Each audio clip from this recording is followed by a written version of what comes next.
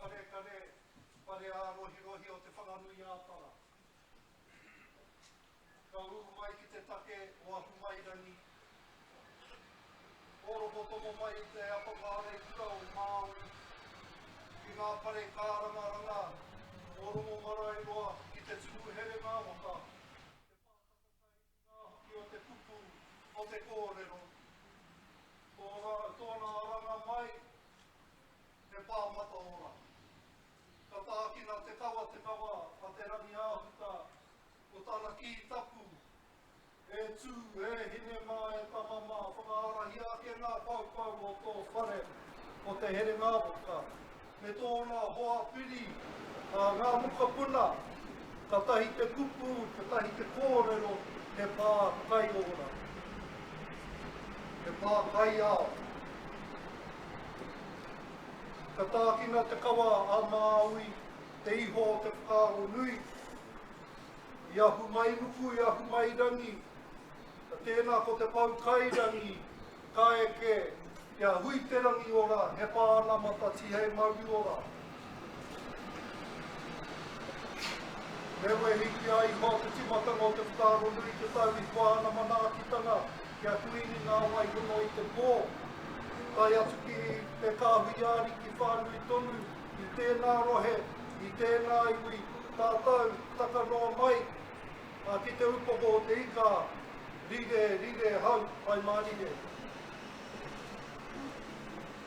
E aroha nōku ki te mate, tēnei mātou e taki tonu nei o mātou kuia, ruruhi, a ko Grandma, ko Kat Samuels tērā, ko Lydia Weavers tēnā, e ka pāmai anō te rungo i te hinganga o te hoaranga tira tō mātou manukura. A tēnei, te whānau e tuku au mātou mihi ki o tātou mate. Tūhono ki a koutou e whāriki hea mai o koutou mate ki a takitahi ai tātou. Ko rātou, e hunga wairua ki a rātou ko tātou, e takatūnei nui te kāranga o te rā. Tēnā koutou, tēnā tātou katoa. Tēnā ka mihi ki te kaupapa o tēnei rangi. Arā, ko te whakapūmau i te mātauranga o ngā tauira, ka eke mai te rangi nei, no reira tēnei ka mihi. E hara i te ara māma tēnei mea te whai te mātauranga. E tātara noa ki tēnā taha, e tūmata kuru ki tēnā taha. Puhu mai anō i te ana weri, e kia le ko te whare wānanga. Engari, ma te pākeketanga, ma te uaua, ma te whakapau wera, ka eke ki te taumata, ka tika. Tēnei mātou, e mihi atu nei kia koutou. Koutou, e pai whakaro nei, ki te whakapakiri ia koutou, i e nei tua huatanga. Mō reira, e ngā tauira, e tū mai rā i te rangi nei, tēnei ka mihi.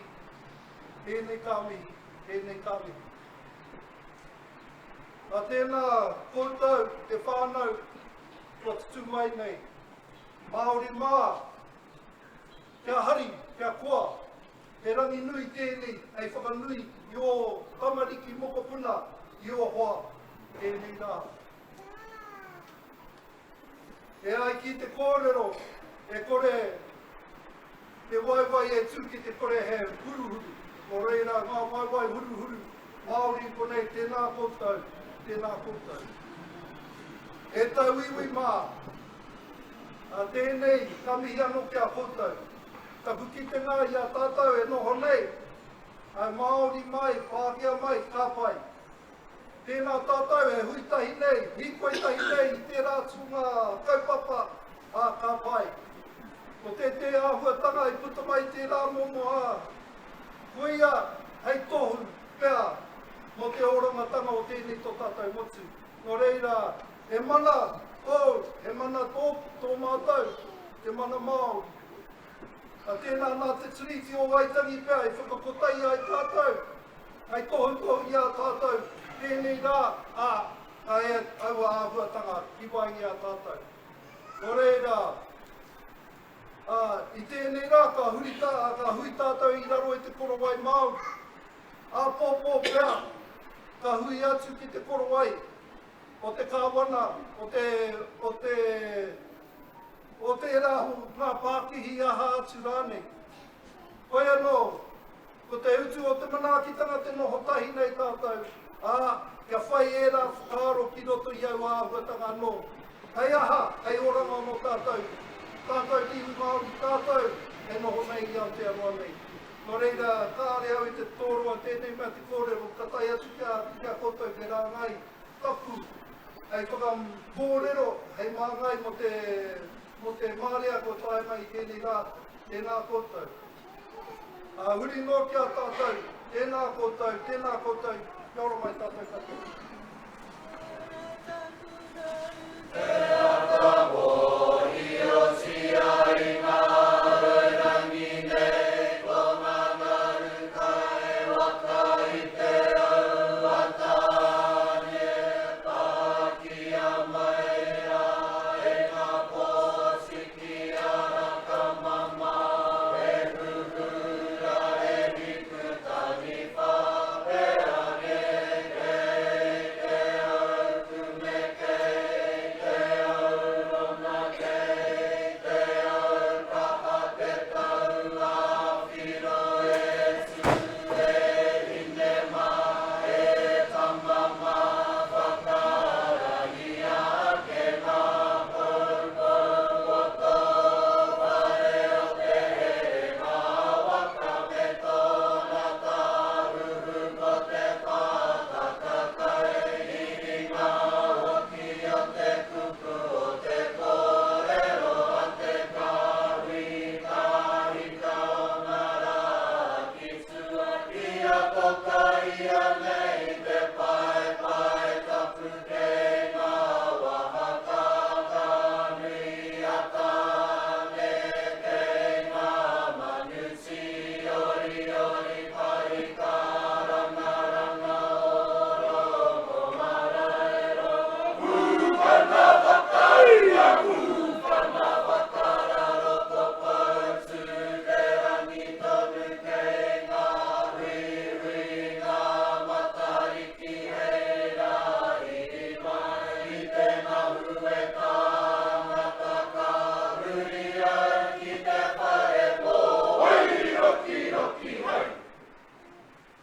Tāuki anō ki ngā kupu ngā mātutupu, ngā āwhiti hono tātai tō. Ko rātou te puna wai ka kia rātou āwhiti hono tātai tō. Ngā wai hotanga rātou mea umā, e tawai nei ngā tiri kaipako o te rangi nei, tēnā koutou. He tono tō mātou, kia poto te kakau o te paipa, o te aronga nui ko ngā tauira, kei te whakapōtai, i te rangi nei no reira, kia aroha mai, kei pakapaka mai tēnei taha i te hi o te rā, tēnā koutou, tēnā koutou.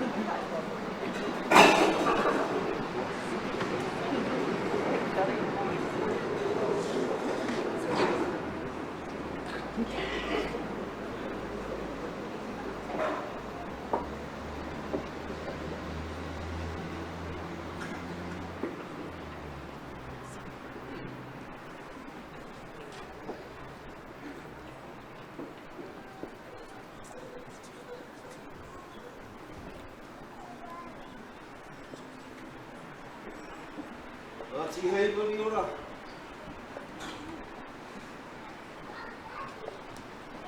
Kia riri ki te wai ora mai. Urongo wai tahi, urongo wai tahi.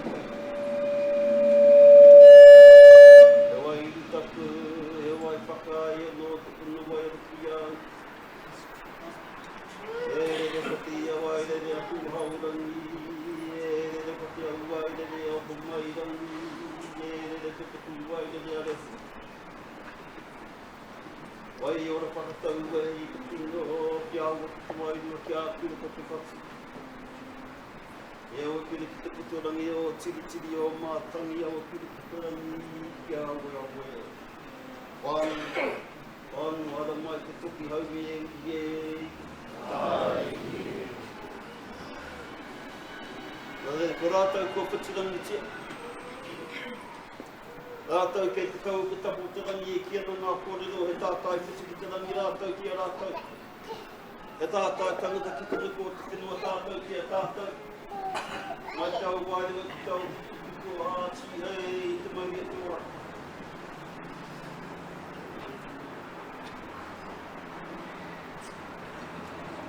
Nā re mai ata haka ki tapu, mā tuku tapu ki nuku hau.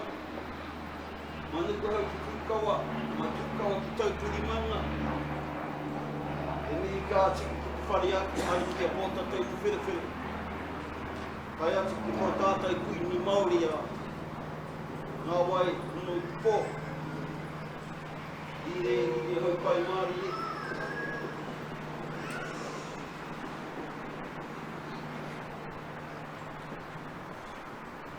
Nā reira tia i mori ora.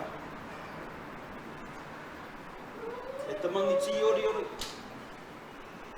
Te kananga o tēnei marae. Ke te ketu atu rā, ke te keta ana mai ka nui tāro hā. A ka nui tāro hā. Kia koutou e te haukanga. Ngā kahika, koutou e pupuri nei te Māori o tēnei whenua, tā tiaua. Kei kunei a te whare o te heuheu. E mihi nei, e tangi nei, e tūwhaki ki nei te rani.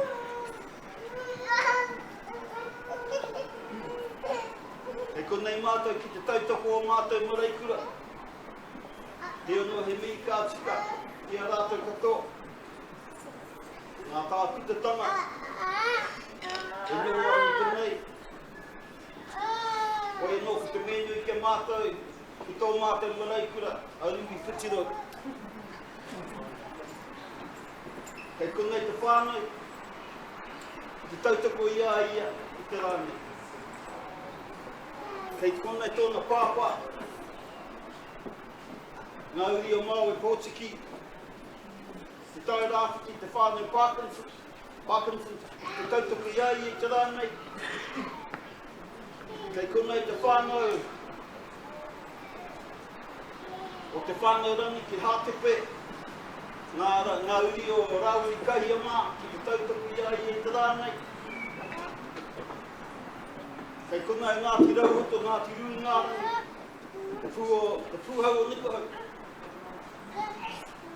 O ngā whānau, kato, kei konei ki te tautoko ia i te rānei. Nāra he mihi kātika, ko ngā mātua, taite, Chrissy, ngā rāwa tōna tīmatanga o tēnei tākutatanga. Ngā rāwa e pupuri nei te mauri o mai tātou kura. Kura kaupapa Māori o whakareu e te reo ki tūwhari toa. Koe rā te tīmatanga o tōna tākutatanga.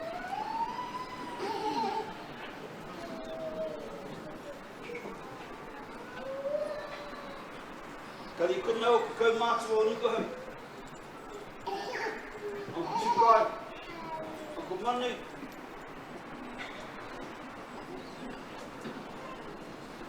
Kei te kāinga rāwa, te tautoko o mātou, whakapuna i tīraha ki nei ki ringi tō tātou morai o Ngāti Rua, i ngā rangi te rāna. Nā reira, kari rāwa i wātiake ki te hare mai, tautoko o rāwa. Mo maki tua hau, mo tēnei tūku, ai anō he tūpaki i te tēnei. Whiu atu te rāko, te whānau ki ai, te tūku, te kōrero i te rānei.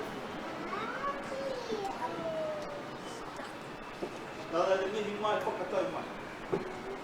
Mihi mai whakatau mai o mātou, o tamariro maunga, pihanga maunga, tawara maunga.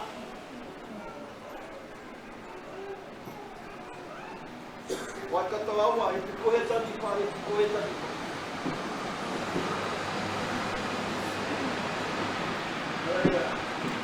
Pero i kirani tōro o tēnei tūku.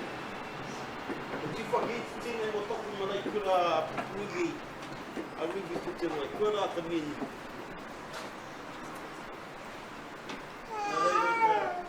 E ngā rangatira, e tūwhaki e tēnei tūaroa, tēnei iwi te kaupapa I whārekena mo mai tātou ki te rana. A ka nui taro ha, a ka nui taro, ka nui taro. Rarere e kōpanga whari ki te kōpanga mōnga kari ki te. Tēnā koe taro. Tēnā koe, tēnā koe. Te katoa.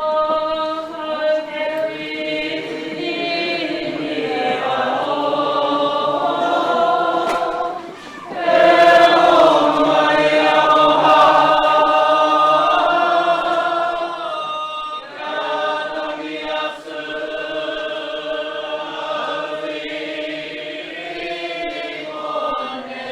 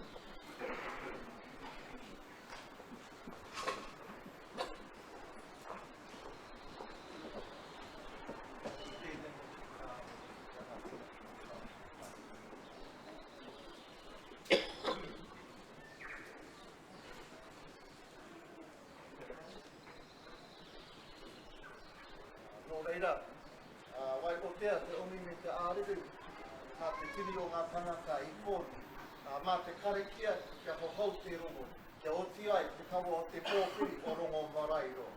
Nō reira, pupoke te iri, pupoke te maara, pupoke te wānanga nui a te kore. Mātua te pupoke, mātua te iri, mātua nuku, mātua ara, mātua te wakatapito, mātua te wakatikuna, tupu ara, te urunga tapita mau, tau te whiwinga nuku, tau te whiwinga rangi, tau te whiwinga wa, kurutia mai waho, tāpia mai waho. Tēnei te mauri ka wakapeki, tēnei te mauri ka wakaka. Te mauri o tēnei marae, te mauri o tēnei Hui Whakapūmau, te mauri o nei tauira, te mauri keinunga, te mauri keirangi, te mauri tāpiti ki te whai au, te marama, tūturu o Hui Whakapūmau kia tīna. Tīna. Hui e! Ai! Kauti.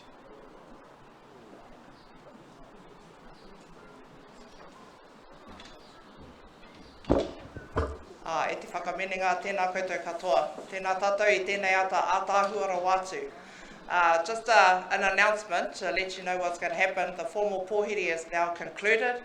The whānau are going to come out and start rearranging some chairs so that we can get everybody as close to the action as possible. And we're just going to do some rearrangements. So kia manawa nui mai, those who need to use the wharepaku, they are down there. If you used to be here when the old marae was, it's not where they used to be. So just keep following the signs, and they're in ngā mokopuna now. Now they're pretty flash toilets, so follow the sign where the button is. You will understand when you get in there. So if you need to go to the wharepaku, follow the signs now, and we're just going to move things around, but feel free to get up and move. However, the graduates, can you please come into the wharenui for the procession? Hara mai. If you are graduating today, please come inside the wharenui. And the ngai tauira will come and entertain everybody else. Ka pai?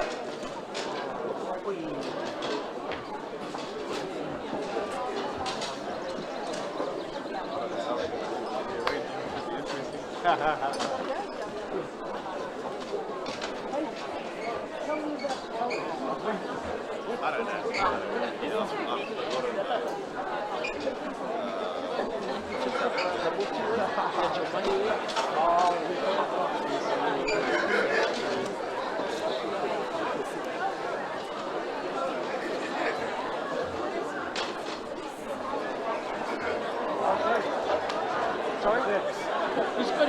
There he is. Oh, right.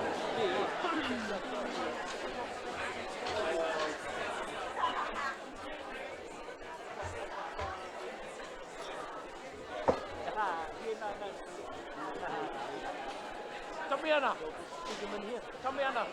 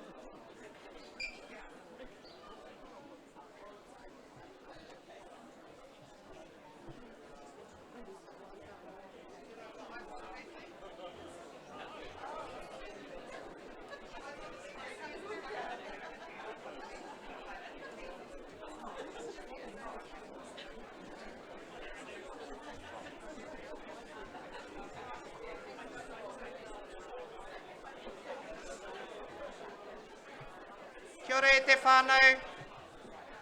We're nearly getting there, so kia manawa nui mai. We're trying to get some more chairs in. But we actually have a couple more chairs inside the shelter with the staff. So if you want to come and sit over here, feel free to come.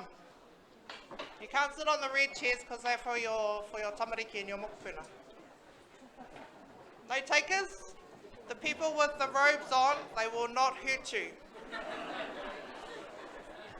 They can't actually do magic, so you won't turn into a frog, but they do magic in other ways. They'll talk to you, and they'll chat to you. So whānau, if you want to come closer to the action, don't be shy.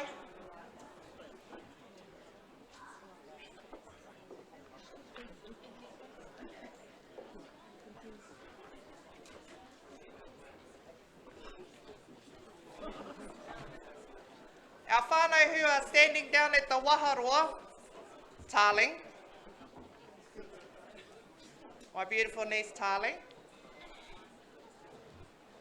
Can we not have you stand there because those are exit ways? So please come and get a seat.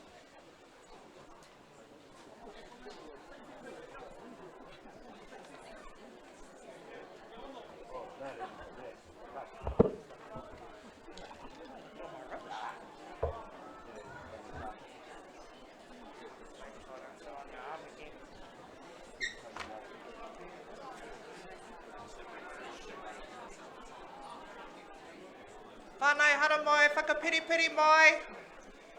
That means get close or snugs up. Get a new friend.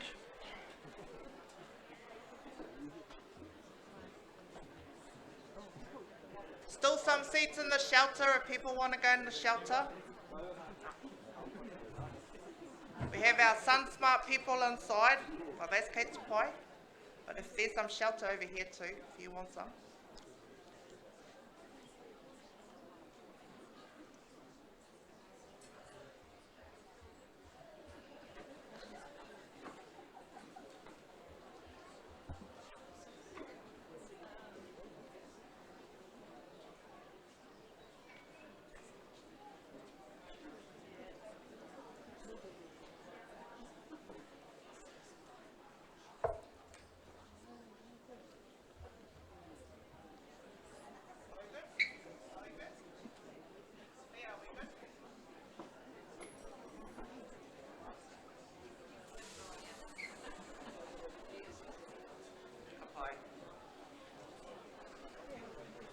Hui anō, tēnā tātou katoa.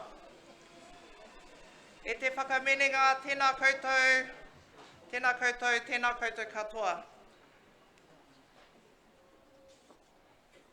He paku pānui I muri te tīmatanga o tēnei whakapōtaitanga, Hui Whakapūmau. Hopefully you managed to get a copy of the program. If you don't, feel free to share, because we're all whānau here. Please share with somebody else. But the program will help you with the proceedings for today, for this morning.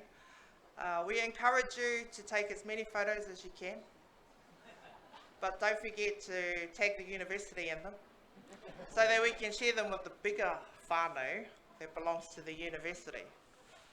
So let's have a quick practice while we're waiting. Take out your phone, grab your phone. Grab your phone, don't pretend like you haven't got one. Everyone's got a phone.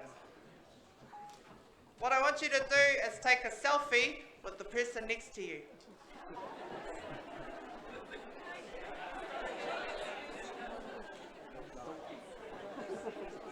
Smile, whānau.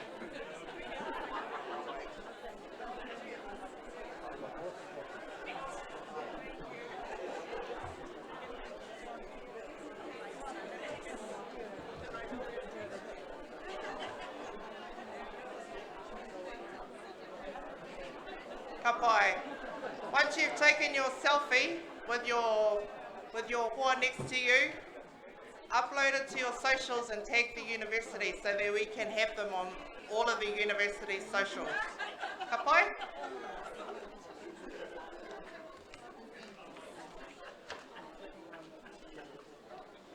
Kori te tātou? Ka pai. E te whakameninga, taki tū mō ngā ākona ka whakanui I tēnei rā. Please stand and welcome our 2024 graduates. Oi, Pakipaki!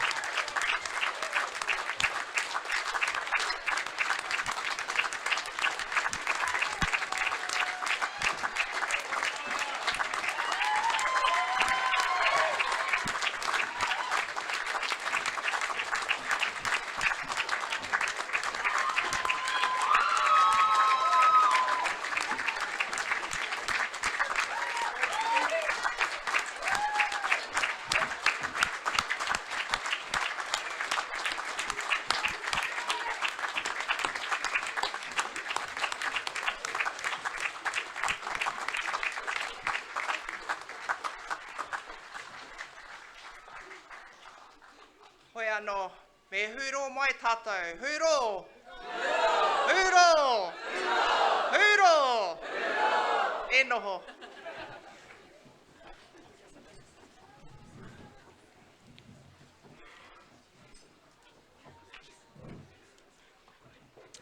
E ngā iho o ngā maunga whakahi, nau mai ki Pukehino, ki te Herenga Waka, ki te rohe-rohenga o te Atiawa o Taranaki Whānui. Tēnei te reo pōhiri o te Herenga Waka kia koutou katoa.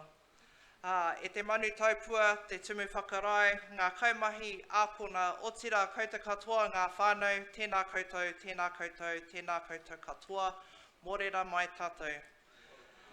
Pro-Chancellor, Vice-Chancellor, dignitaries, whānau and friends, we are delighted to welcome you all to Te Herenga Waka, Victoria University of Wellington, for this graduation ceremony for graduates from Te Whānau o Ako Pai, Faculty of Education, and Te Wāhanga Aronui, Faculty of Humanities and Social Sciences.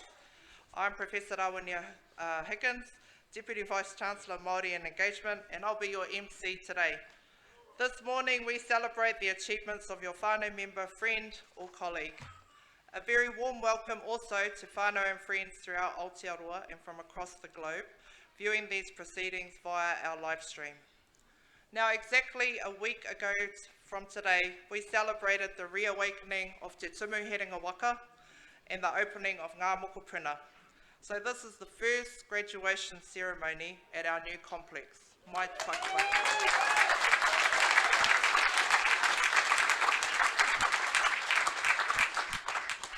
So like our beautiful wharenui, Ngā Mokopuna is a unique building that we aspire to become a living building. This would make it one of only approximately 30 buildings in the world to be a fully sustainable building. We want to acknowledge all the graduates who have patiently waited for the reopening of the marae so they can graduate here today. So this ceremony is the first one to be held on the new complex. We have another one this afternoon because we had so many tauira to wait. So kia manawa nui mai, but what a wonderful occasion to celebrate on the first week of the opening of the marae. Mai anō te Pakipaki.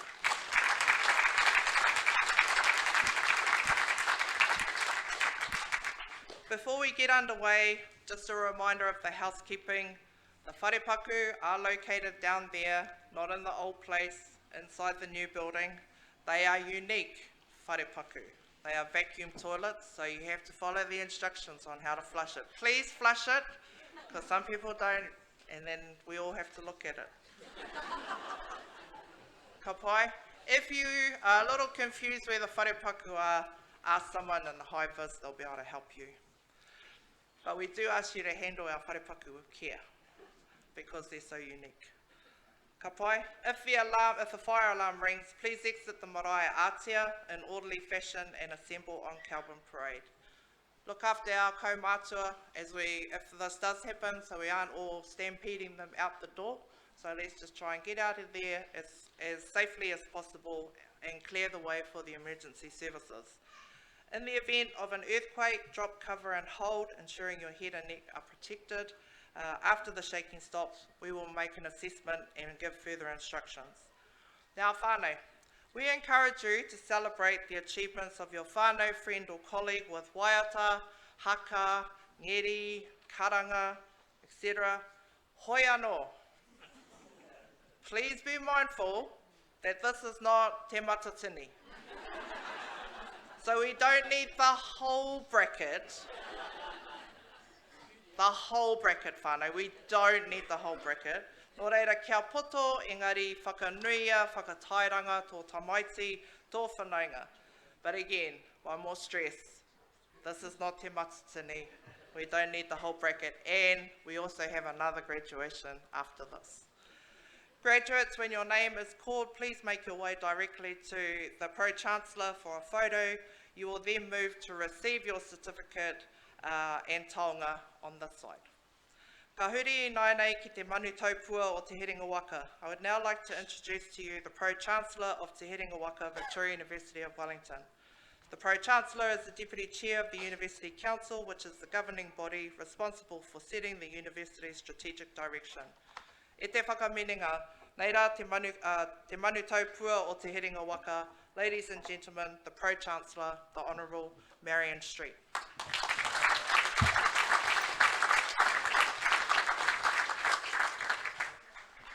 E ngā mana, e ngā reo, e ngā hoe whā, tēnā koutou katoa. E ngā whamene ngā e hui nei ki te manaki i te karanga o te rā, tēnā koutou. E ngā akonga ka whakanui i tēnei rā, tēnā koutou. E ngā kaimahi o tēnei whare wānanga, tēnei te mihi nui ki a koutou. Ko Waio, ko Marion Street, taku ingoa. I tipu ake ahau ki Taranaki. Ko au te manu taupua o Te Herenga Waka. Nō reira, tēnā koutou, kia ora koutou katoa. My name is Marion Street, the Pro-Chancellor of Te Herenga Waka, Victoria University. It is my great pleasure to be here with you all on this wonderful day of celebration, and it will be a great day of celebration. Welcome to faculty, friends and whānau. I'm sure for all of you this is a very special and proud occasion. I would also like to extend, with others, a very warm welcome to those joining us via the live stream from all over Aotearoa and overseas. But most importantly, welcome, nau mai, haere mai, to our graduands. Let's give them another round of applause. Te Takipaki.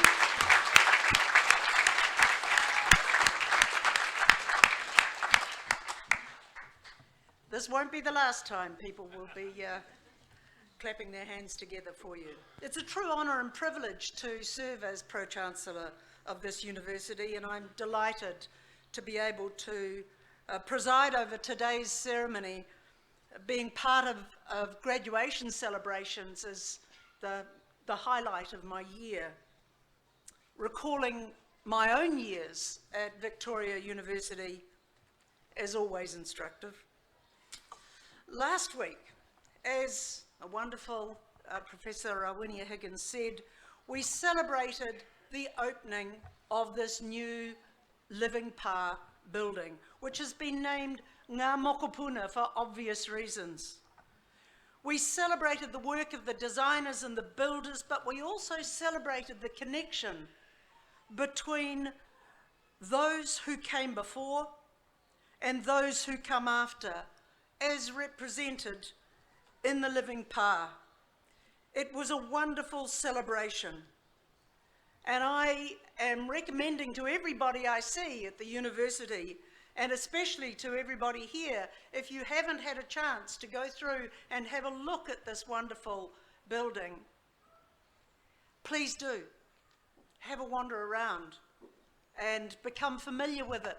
Make it your own. Be proud of it. It heralds new and varied ways of learning because of its new and varied spaces. All students will have access to it. It complements Te Tumu Herenga Waka, the Whare Whakairo, and together they form the marae of Te Herenga Waka.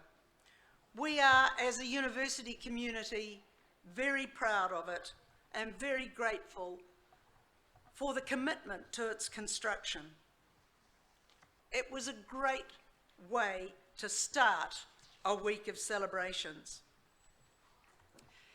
In preparation for these ceremonies, I looked through the list of the names of graduands, just in case there are names of children whose parents I know, or more frequently these days, grandparents. And maybe some students who enrolled later in life, whose pre-existing careers I have admired and followed. It's in these moments that we are reminded of the remarkable and often exhausting journey that each of you has undertaken to reach this day. Your achievements reflect not only your hard work and dedication, but also the support of everyone who has championed you along the way. You arrived at Te Herenga Waka some years ago, perhaps not knowing exactly what to expect as you tethered your waka here, but anticipating a new stage in your life with challenges ahead. You may have endured the COVID years and gradually over time learned not to wear your pajamas to class once they resumed on site. You continued through difficult subjects and constant intellectual challenge. You navigated sacrifices, hardship, sometimes loss and disorientation. Whatever you did, and however long it took you, you have emerged out the other end. Not just the proud owner of a degree or diploma, but a different person because of the things you have learned.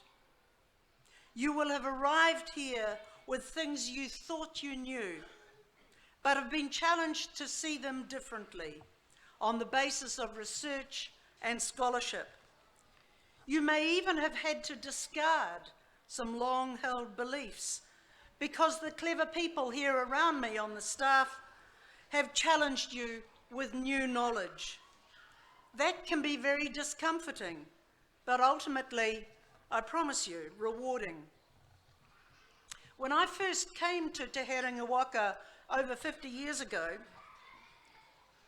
I just said that out loud, didn't I? Okay. No going back now. I wanted to be a Presbyterian minister and structured my course program accordingly. 4 years later, when I left after profound challenge by my studies, the last thing I wanted to be was a Presbyterian minister. To this day, quite frankly, I don't know who's more grateful, me or the Presbyterian Church, but there you are. The last thing I wanted to be on arrival here was a teacher. 4 years later, I saw the classroom as the engine room of change and became a teacher. You are different now. Education transforms people. Education takes you into places that you didn't know you wanted to go. It makes a difference. These people here have provided you with critical skills, have provoked and challenged you, and demanded much of you. Believe me, it's no more than they demand of themselves. You have engaged with them in what I think, and so does our MC, you would see, a magical process of receiving knowledge from these seriously brainy people here and making it your own. These skills of reflection, analysis, critique, and constant inquiry, which are universal across all disciplines. It doesn't matter if you're a scientist or a filmmaker, will equip you with the tools you will need to address the deep and difficult problems besetting a fractured and unstable world. As graduates from Te Herenga Waka, your training will help you to contribute to an extraordinary range of disciplines which can, amongst myriad other things, feed, house, sustain, and heal people, and build pride and resilience in communities. They will also help you to recognize, if you didn't know already, the strength of a poem, a concerto, a play, a new invention, another language, another religious tradition, another culture. The fact that you have buried yourself in certain disciplines for some years does not make you immune to other aspects of life which make us human. Quite the opposite. Your new skills will continue to make you ask searching questions. Why was that piece of music composed in that way? What is the significance of that religious tradition? Why are so many languages related to each other? For example, who could tell 50 years ago that my immersion in comparative religious studies here would today be so helpful in understanding other cultures and cultivating tolerance rather than bigotry. This is why the exclusion of arts and social sciences research from the pūtea of the Marsden Fund is so desperately short-sighted and damaging. How can we change this world for the better, even rescue it, if we don't understand who we are and how and why we got to where we are? That requires science, certainly, but it also requires history and anthropology and cultural identity and expression, and an understanding of what is fundamentally important to people. It requires, Peter adds, tēnā koe, this is for you. It requires archaeology and then informed interpretation of what has been found. It requires recognition of the importance, the significance of creative expression and art forms, and then informed interpretation of what they mean. This decision to make the Marsden Research Fund unavailable to arts and social sciences, in my view, and I know it's not only my view, impacts negatively and disproportionately on Māori research. It sees physical science as the cure for a lack of productivity, instead of seeing social science as the remedy for social disintegration. This impoverished decision is bereft of any redeeming features and requires changing at the earliest opportunity, and it may be up to our graduates, who are the people who will make those changes and imprint a different attitude towards research in the future. But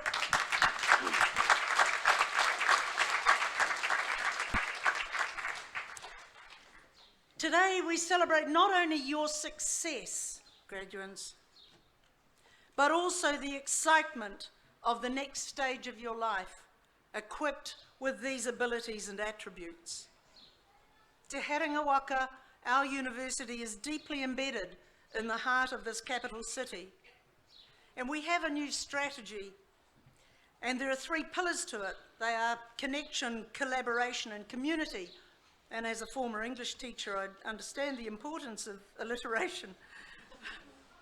But they reflect our commitment to local, national, and global engagement.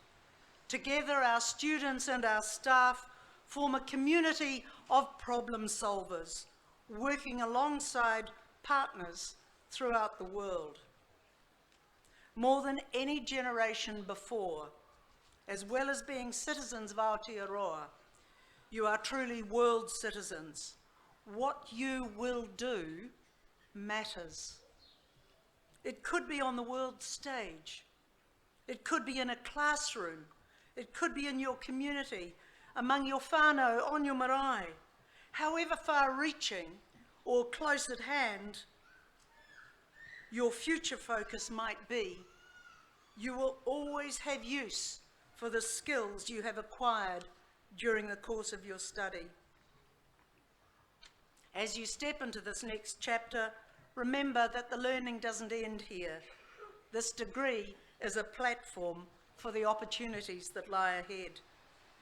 And before you think for a moment that you're free of Te Herenga Waka, be aware that this marks the start of your journey as part of our global alumni community, an esteemed group that has achieved success both here in Aotearoa, New Zealand, and internationally. We will follow you with interest, truly. We are always interested in what our alumni do next. We hope you will look back on your time at Te Herenga Waka with fond memories and pride. Congratulations to you all. Enjoy your celebrations today and tonight. Party with your family and take lots of photos. You will look back on those wistfully in later years, believe me. I wish you all the very best for the future. Go out and change things as you have been changed. Be courageous, but not reckless. Be discerning, but also kind. You may be the first at something, like the first in your family to go to university and get a degree. You may be the first to do something in fields that you have not yet thought of. There is plenty of work to do to protect and build our world for future generations. Ngā mokopuna. To all the parents and whānau of our new graduates, you whose, in economic parlance I suppose, you whose inputs have allowed these people to produce their outputs, enjoy this moment and the anticipation of whatever comes next. Nobody here receives their degree or diploma without having worked hard for it. In many cases, only you, the whānau, will know how hard that struggle has been. Be proud of them and then take all the credit. I would also like to acknowledge the kapahaka performers, the volunteers, the academic and professional staff who have contributed to making this ceremony and the other graduation ceremonies truly memorable. Because of the first that this represents in this wonderful space, in this wonderful combination of places, this is truly a memorable occasion. Finally, a quotation from our very significant kuia, Dame Whina Cooper. For how the children grow, so will be the shape of Aotearoa. Nō reira, tēnā koutou, tēnā koutou, tēnā koutou katoa.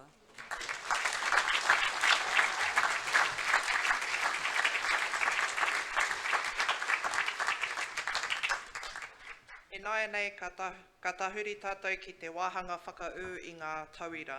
The Pro-Chancellor will now recognise the graduates as listed in the graduation program. Will all degrees, diplomas and certificates please stand? Itu. It's you. This is the moment. This is the formal moment, and you will very shortly be able to take shade, those of you in the sun, from your trencher. So hold on to it.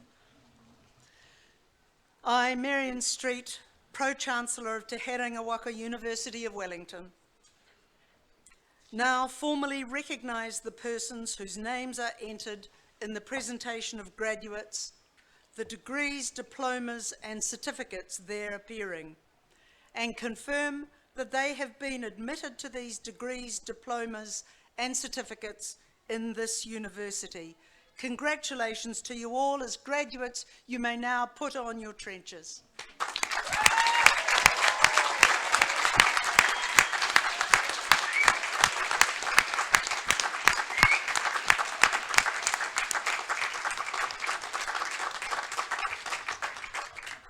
Taki noho. Ka huri nai nei ki te tuku I ngā tohu. We now move on to honouring the graduates listed in the presentation of graduates. Each graduate will be called to the front to be congratulated, beginning with the award of the degree of Doctor of Philosophy. Our name reader today, Kelly Keen Tuala, Ngāti Kahununu ki Wairarapa Rangitāne me Ngāpuhi, will read the personal bio. The Vice-Chancellor, Professor Nick Smith, will read the doctoral summary. The Pro-Chancellor will congratulate these graduates as they come forward.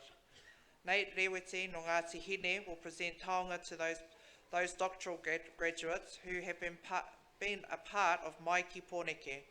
Mai Ki Pōneke is part of an international network of Māori and Indigenous postgraduate students hosted by Ngā Pai o Te Maramatanga Centre of Research Excellence. My members come from a range of disciplines across the sciences, social sciences, humanities, law and architecture. The MY program provides advice, support and information to Māori and Indigenous PhD students. Sterling Maxwell, me Aria Ngarimu, current and the incoming Tumuaki Takirua of Ngai Tauira, the Māori Students Association, both from Te Tairāwhiti, will present taonga to all the graduates. Hara mai koutou.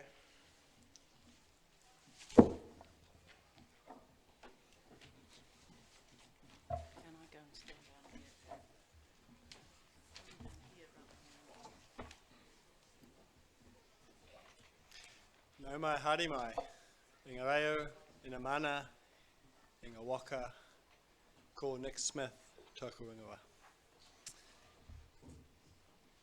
50 years ago, I wasn't as sensible enough to be aspiring to be a Presbyterian minister. I wanted to be a superhero. And the closest thing I knew to a superhero was my father, who worked at a university.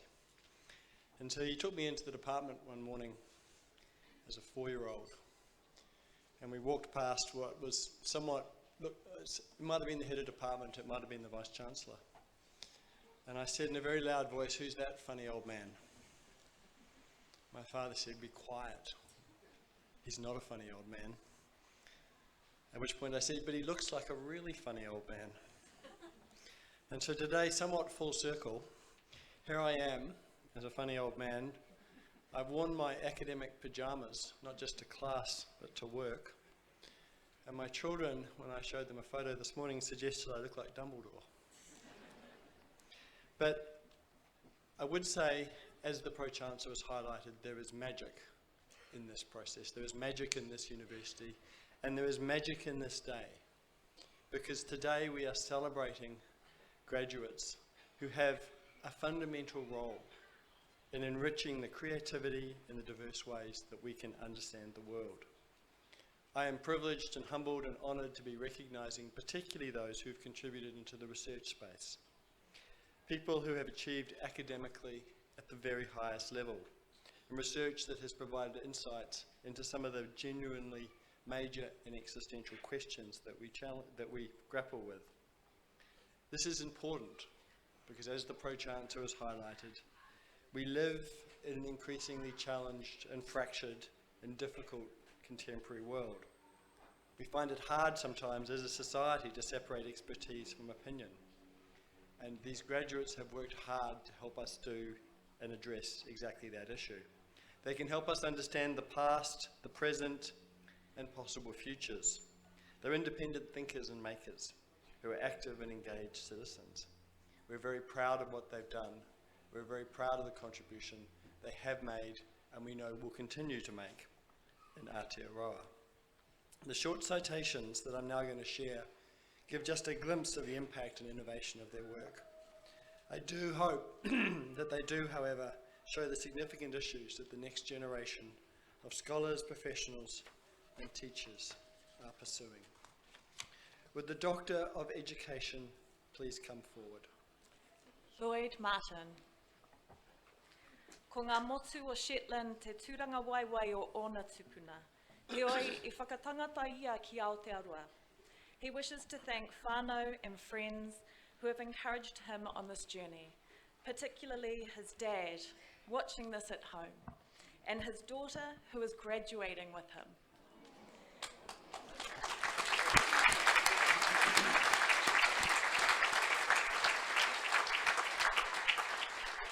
They always told him that something bad would happen if he was tempted to give up. Recent media reports and research have questioned the value of alternative education for disengaged young people. Lloyd Martin spent a year journeying with 24 students across alternative education programs. He explored their perceptions of where positive change was occurring in their lives and what they thought was helping to create it. His work continued and contributes to an understanding of what works in reconnecting young people who have experienced trauma and adversity with learning. Pro-Chancellor, I present Lloyd Martin to the degree of Doctor of Education.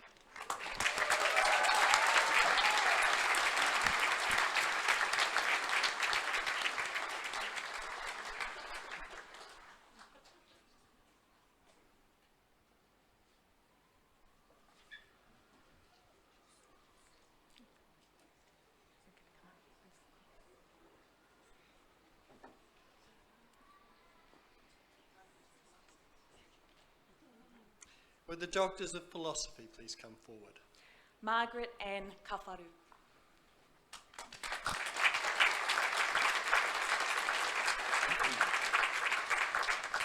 No te tau Ngāti Whātua mā hurehure. Margaret Kawharu has worked in the treaty claim settlement space for the last 30 years.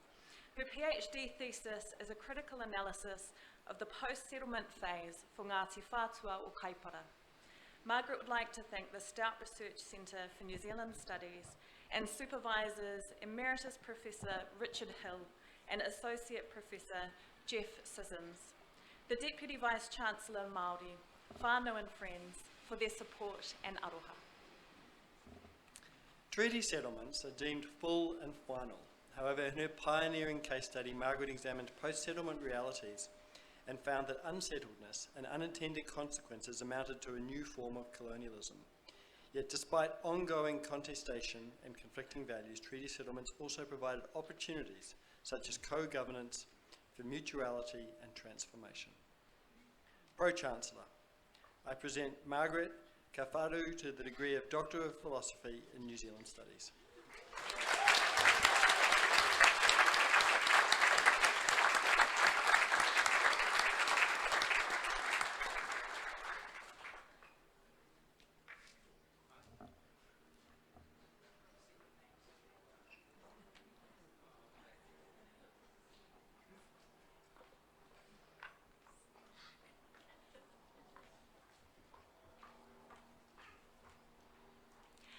Awhina Ruby Pitiroi.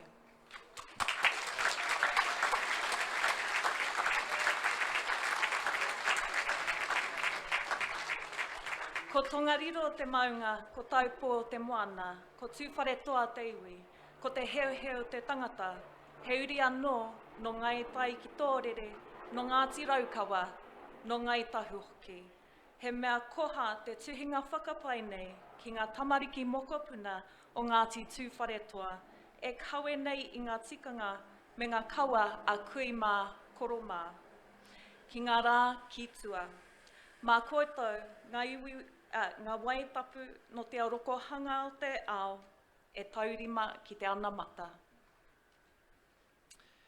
Water, and it's associated with healing and well-being, is vital for individuals, whānau and hapu in contemporary society.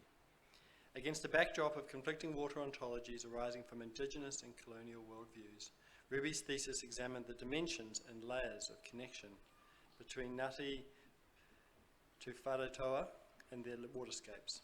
Chancellor, I present Awhina Ruby Petirui to the degree of Doctor of Philosophy in Māori Studies.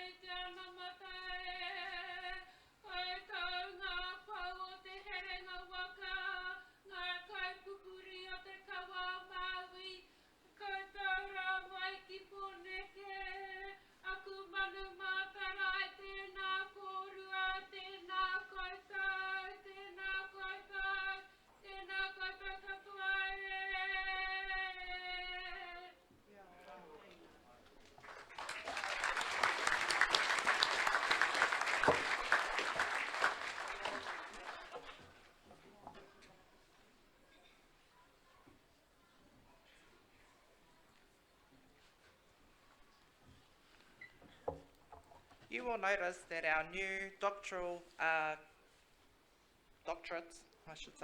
our new doctorates, have moved to sit with the university staff. This acknowledges their academic achievement and welcomes them to the College of Academics. O mai anō te pakipaki mō rātou.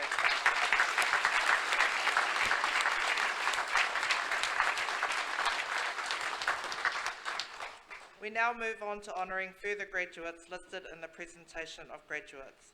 Kelly will return to announce each graduate, and a representative from each faculty will be announced and will present their certificates.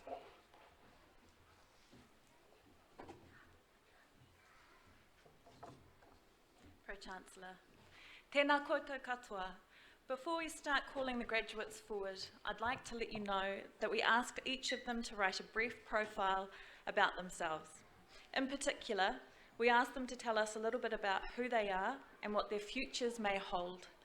As I call the graduates forward, I will acknowledge them by name and tribal affiliation, and then read their profile.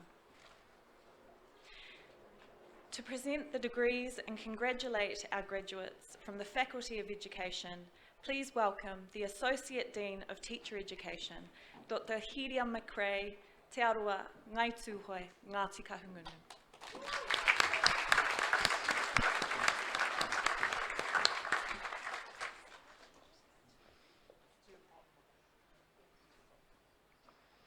Will the Master of Secondary School Leadership please come forward? Terry Kimiangatau.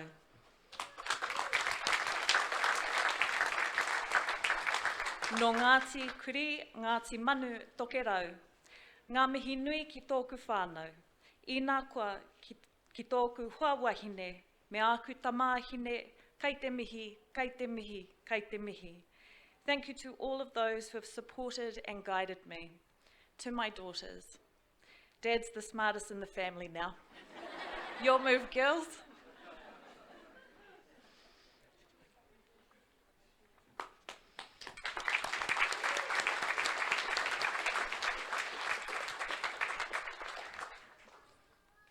Will the postgraduate diploma in education please come forward? Neha Sharma.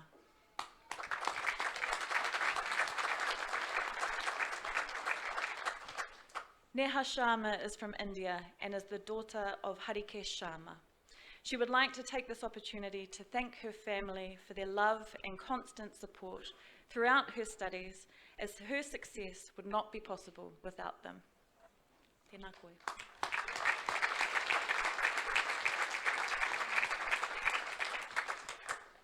Eli Kingi.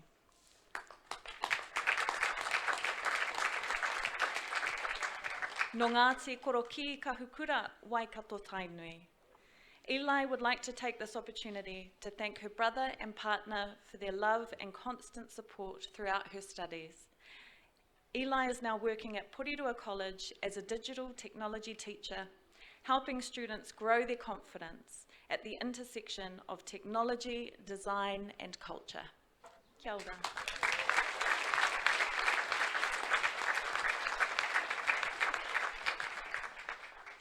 Eric McLeod.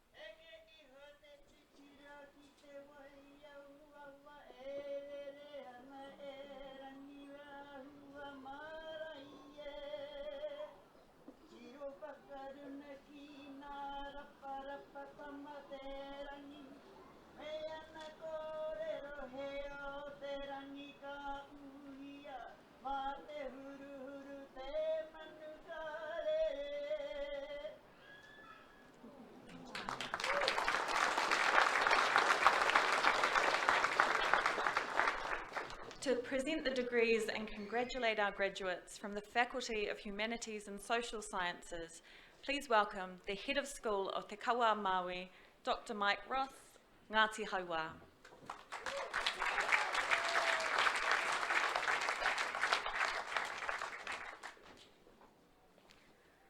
Will the Master of Arts please come forward? Taryn Ryan.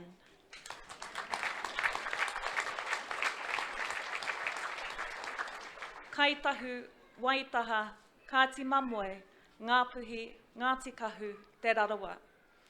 I'm a māma, kai whakahāpai o te reo Māori, historian and kaiako. There are many I could thank today, but I just want to thank my tama, Thomas.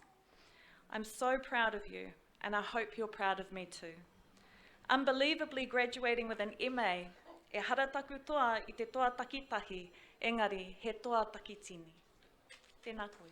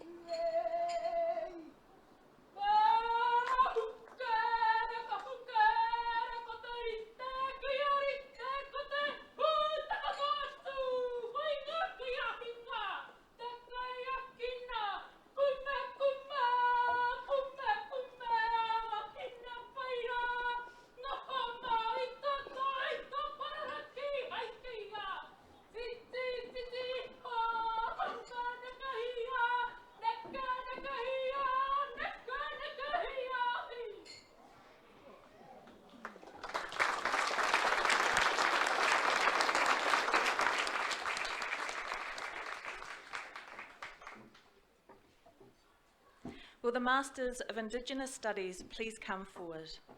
Claire Andre.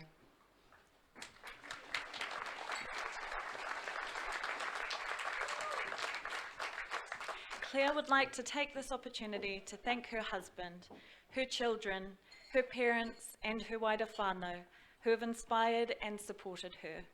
She shares her appreciation of Te Kawa Māori for the opportunity to bear witness through research to the resistance of existence. Tēnā koe.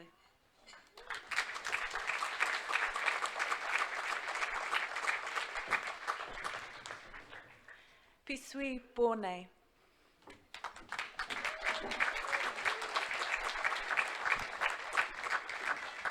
Pisui, an Indigenous Atayal people from Taiwan, expresses deep gratitude to her whānau and friends for their unwavering support.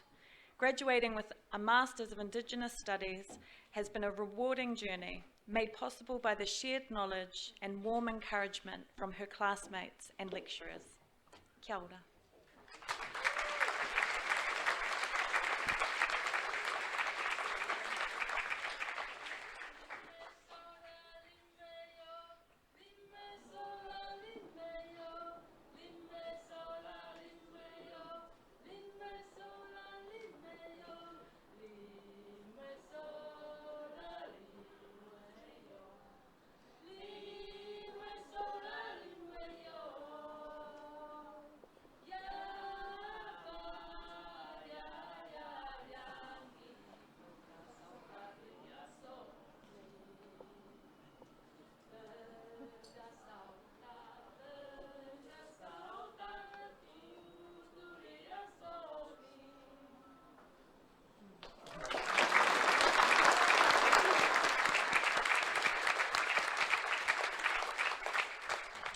Kai hau pōtiki tauke paitai.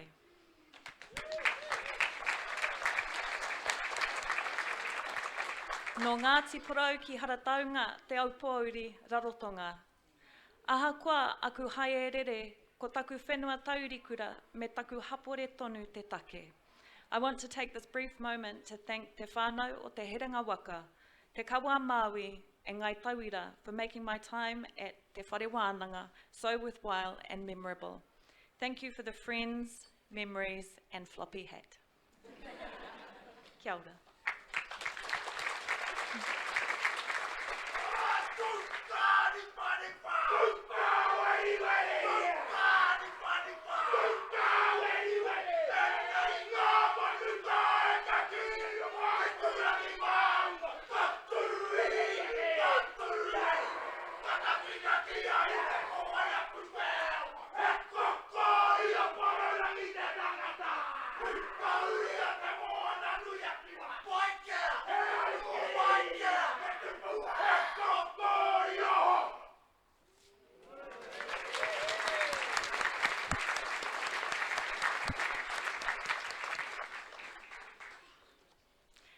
Eliza Perkinson.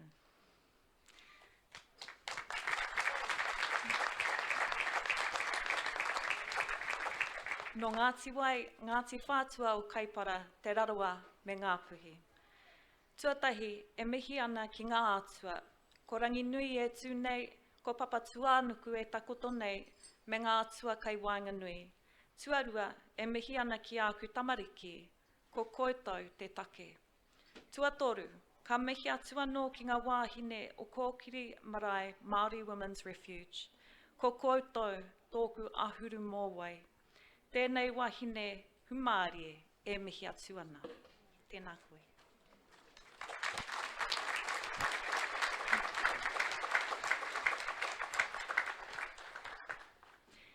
Caitlin Pōtiki Clune.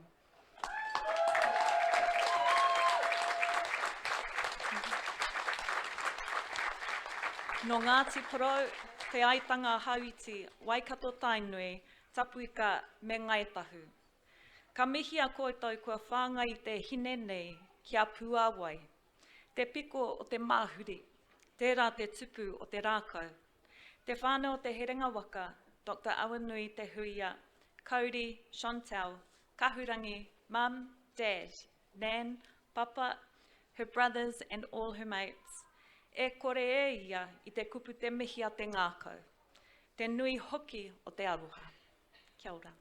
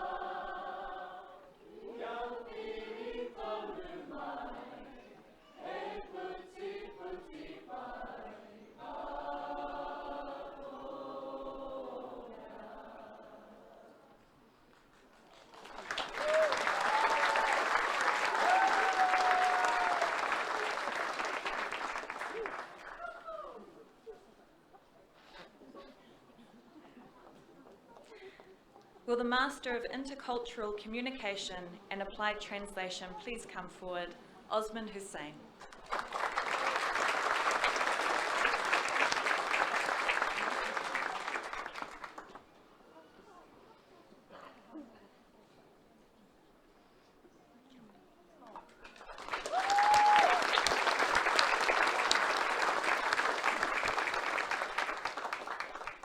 Will the Master of International Relations please come forward? Elliot Pangirua Clark.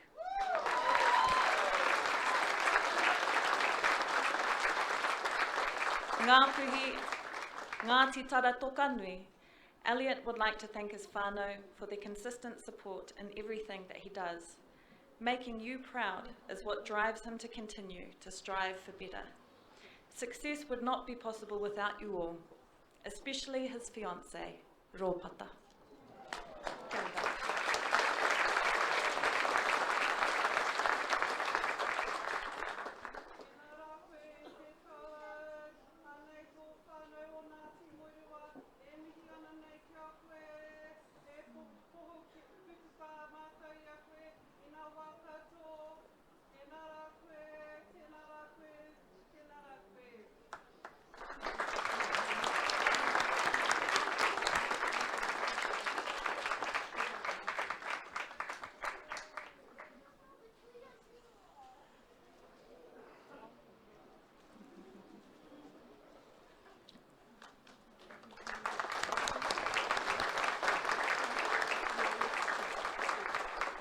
Will the Bachelor of Arts with Honours please come forward? Maceo Watson.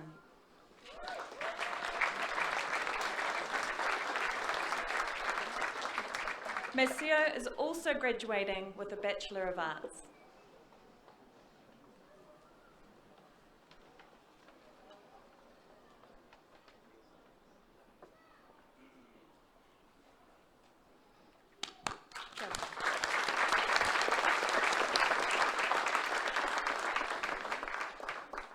Paul Edwards.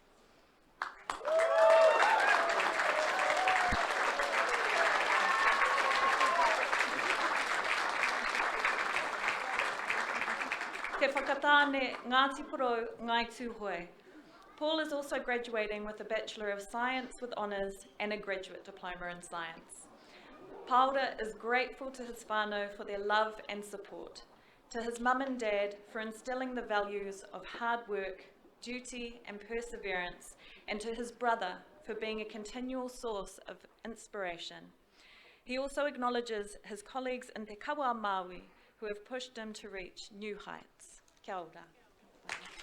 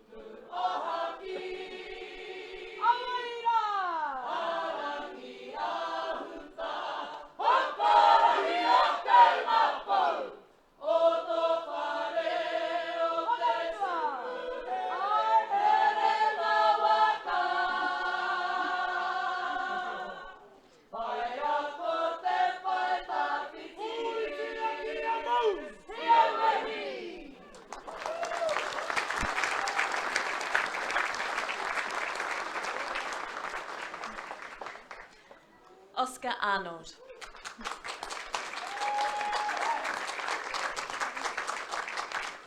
He tangata tiriti, Oscar would like to acknowledge the support of his friends, whānau, colleagues and mentors who have supported him in his academic journey. Special mihi to Associate Professor Osha Mercer, who supervised his honours degree and 2 research assistant positions. Oscar is now studying a master's degree. Kia ora.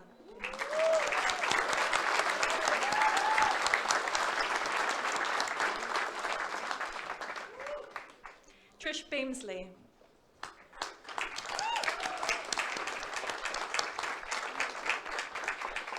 He uri ia no te ati haunua nui a Paparangi, te ati awa Ngāti Mutunga. My thanks to the wonderful women in the history faculty, especially Dr. Arini Loda, Dr. Sibel Locke and Professor Charlotte MacDonald, who consistently challenged and encouraged me throughout this degree.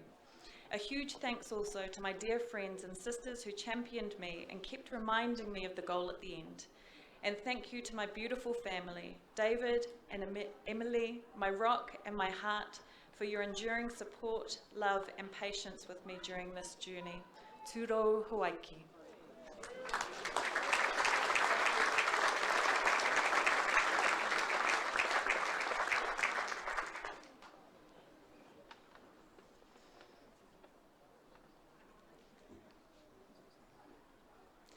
Kenneth Wirihana te waitohi o te rangi.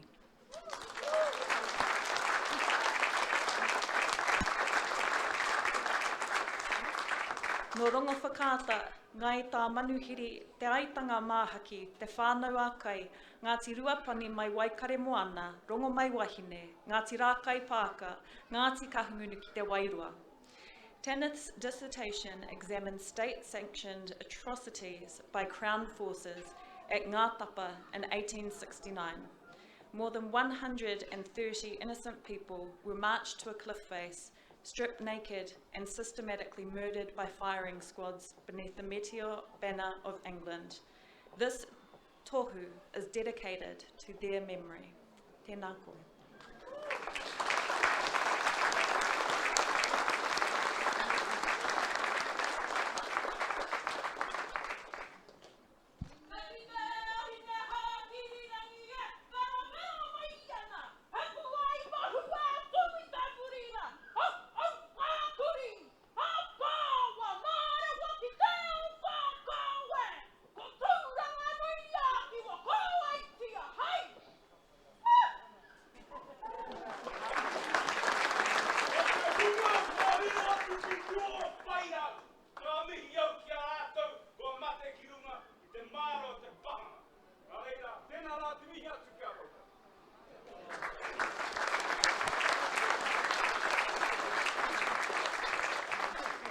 Will the Bachelor of Arts please come forward? Isabella Lily Penta. Kaitahu Raukawa Te Atiawa Tūhourangi Ngāti Mutunga Moriori. Isabella is graduating with a Bachelor of Commerce. Isabella would like to take this opportunity to thank her parents, brothers, grandparents, godfather and her iwi for their constant support throughout her studies. Isabella is currently working in the marketing team for Tourism New Zealand. Kia ora.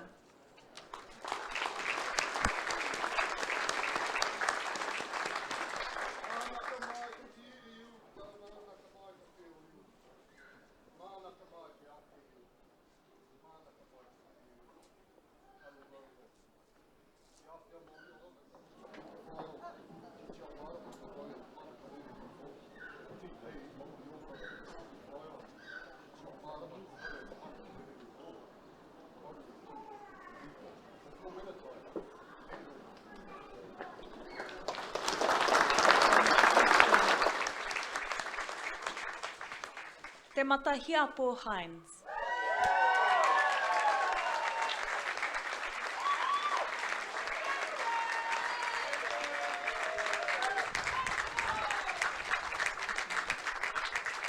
Rangitane me Ngāti Kahungunu, Te Matahiapo is also graduating with a Bachelor of Laws. hei aku kai ako I roto I ngā tau, e kore rawa e kapi I ēnei kupu ruarua ngā mihi e tika ana. Kia mea noa au I konei, mei kore ake koutou I puta I te ihu te pōwai nei. Hoa ke tātou ki te hāpai I tō tātou reo, I o tātou marae, I a tātou tikanga, o tira, I ngā mahi hei paenga mō te iwi, toitu rangitāne.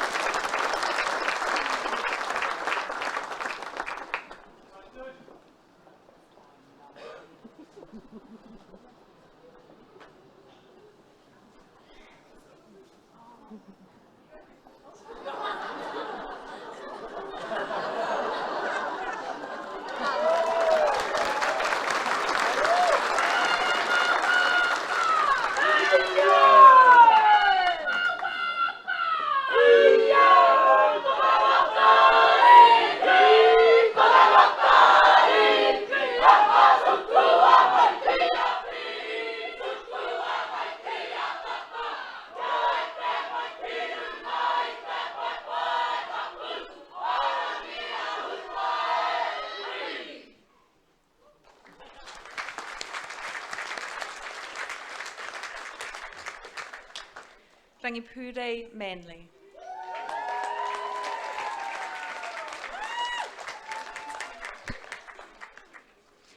Rangipure is also graduating with a Bachelor of Laws. Kia ora.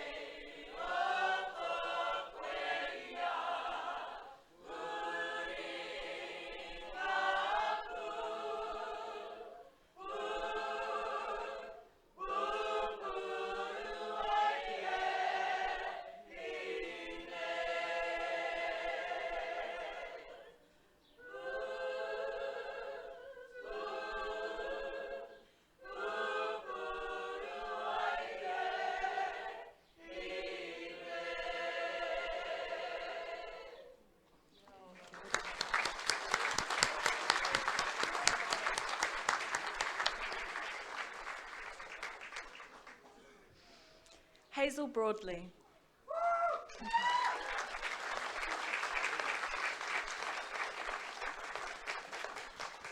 A fourth-generation student of this university, Hazel graduates today with a degree in psychology and anthropology.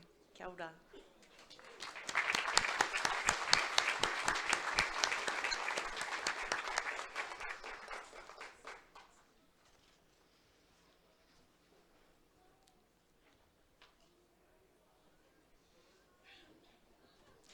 The next two graduates are sisters.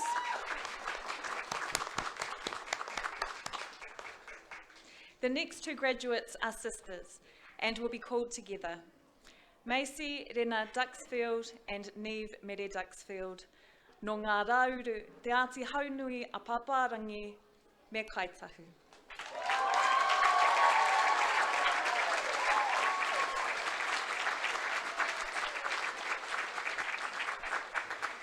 They would like to congratulate their taina, auntie and cousin who are also graduating today,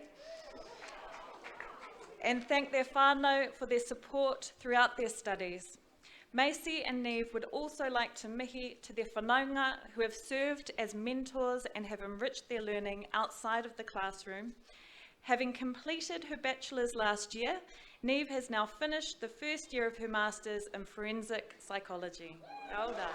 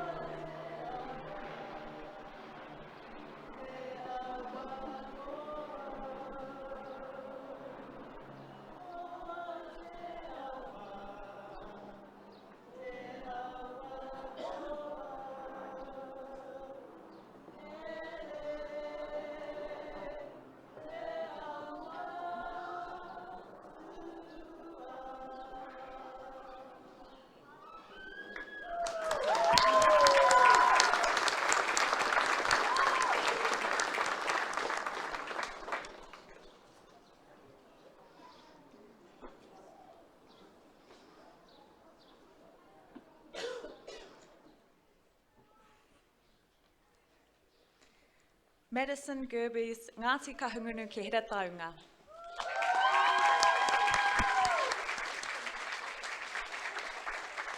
Madison wishes to thank her friends and whānau for their love and constant support throughout her studies, as her success would not be possible without them. After also finishing her Diploma of Teaching this year through Waikato University, she is teaching at a secondary school in Auckland. Kia ora.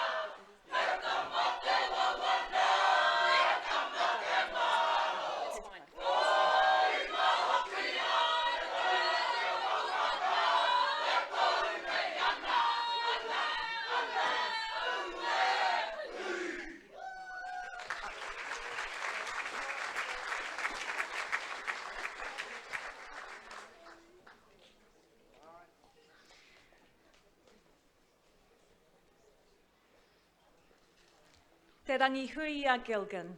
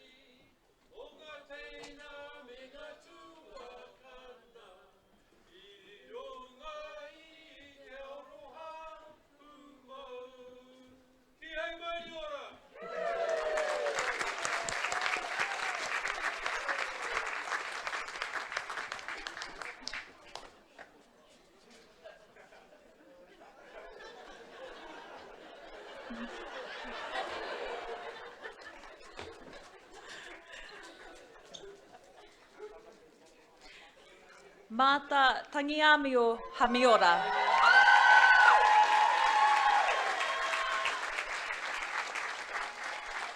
Marta thanks her mum and dad for their tough love and sacrifice, sisters and whānau for being the roots that kept her grounded and branches that lifted her, and her friends for being her sanctuary away from home. She aspires to champion equality like Moana Jackson, stride unapologetically like Kiri Tamihere, advocate passionately like Hinemoa Elder, perceive deeply like Tia Neha, be unwavering like Tracy McIntosh, and empower marginalised voices like Awatea Mita. Kia ora.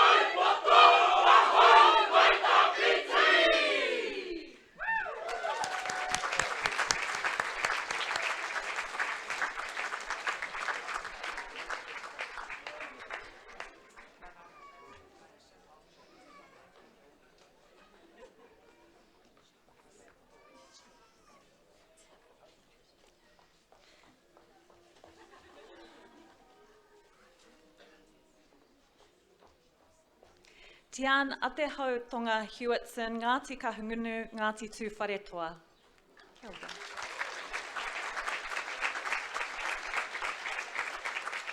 Tian would like to take this moment to express her utmost gratitude to her whānau and friends.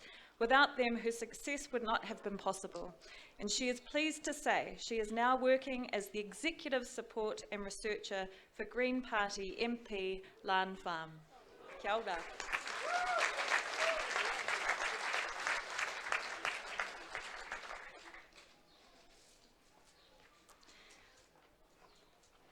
Lewis Te Rito Johnson, rongo mai wahine Ngāti Kahungunu, rongo whakaata rangita ne Ngāti Inia.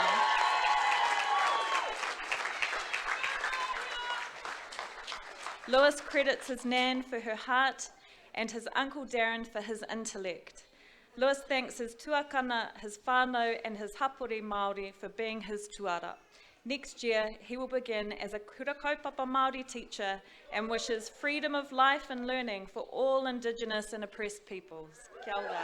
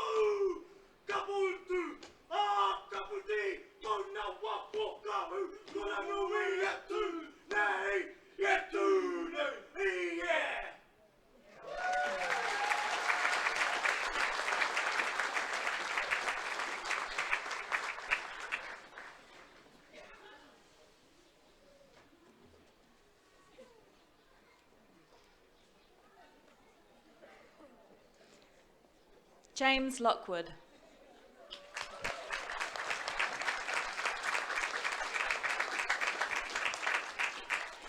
Jim would like to personally thank Vinnie Olsen-Reeder, Karina Kelly and Mike Ross for the care they showed in teaching him and for the curiosity they have inspired in him as he continues on his te reo journey. Kia ora. Tēnā koe.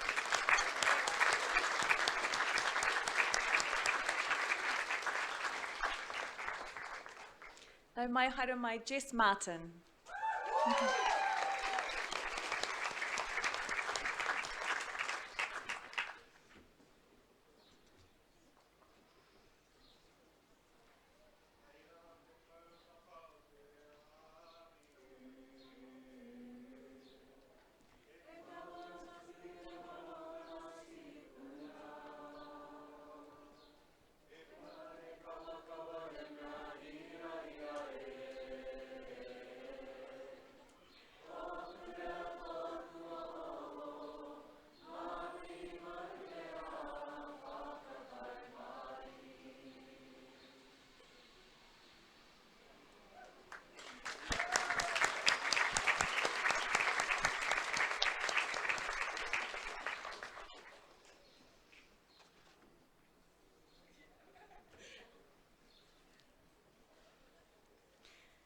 Te maia o tīpene, arama kauwhata Mackenzie no Raukawa. Arama.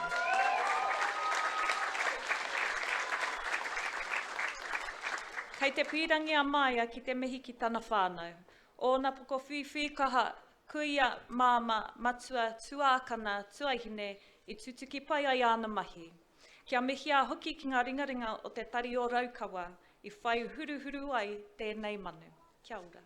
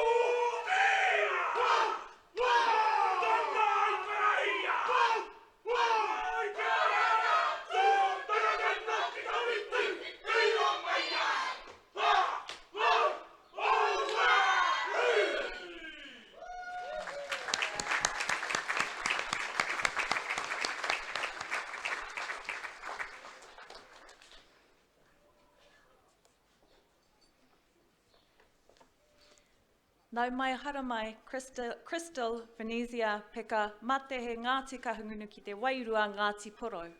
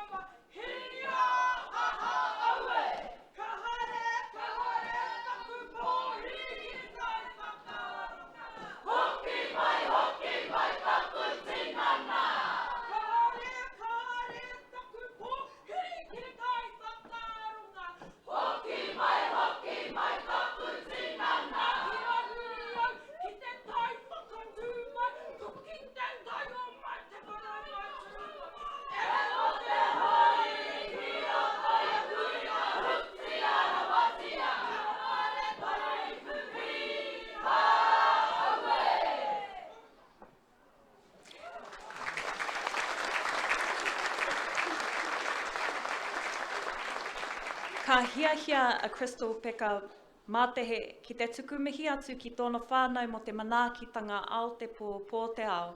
Kāore e kore e haratana toa i te toa takitahi, engari he toa takitini. E ako ana ia i te psychotherapy. Ko tōna tūmanako ka hangaia e ia he putanga ki te ao whakaora mo ngā iwi Māori. Kia ora.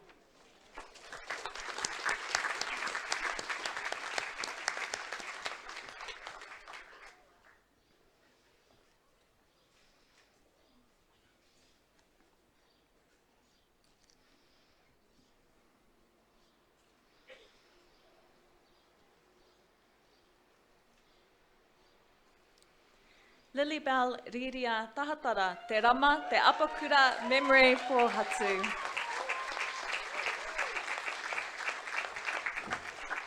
Ngāti Kahungunu.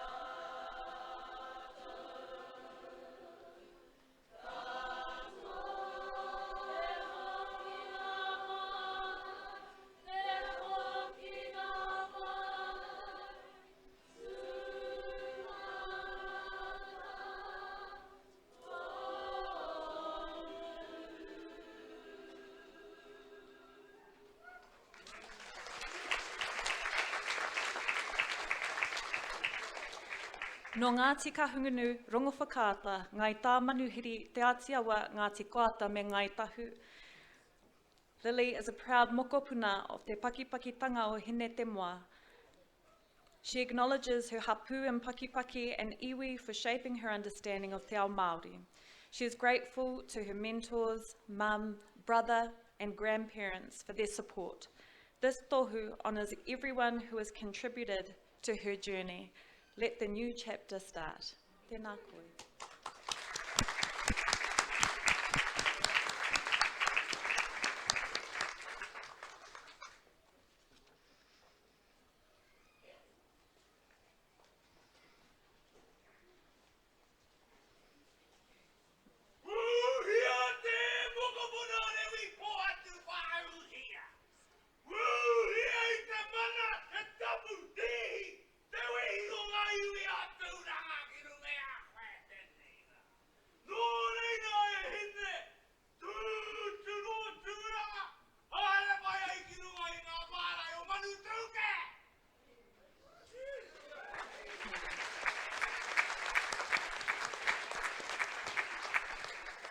Nau mai haere mai, Lani Rotsla Purewa.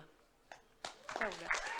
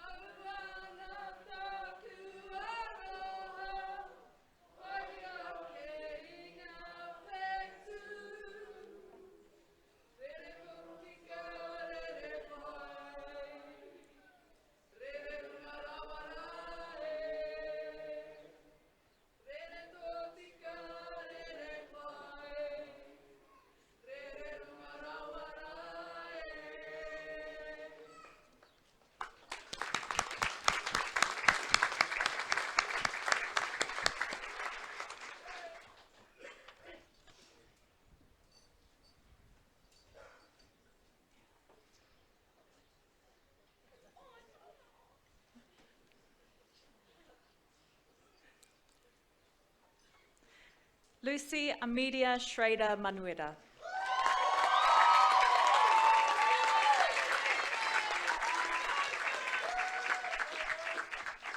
No te ao Pōuri, Lucy would like to thank her whānau for their unwavering tautoko. E kore te punamihi e mimiti mā koutou. Lucy dedicates this degree to her tipuna, kaumātua, parents, aunties, uncles, cousins, and big sister, who all fought and who forged a path for her to follow. Mai kore ake koutou I tū wai ki konei. Kia ora.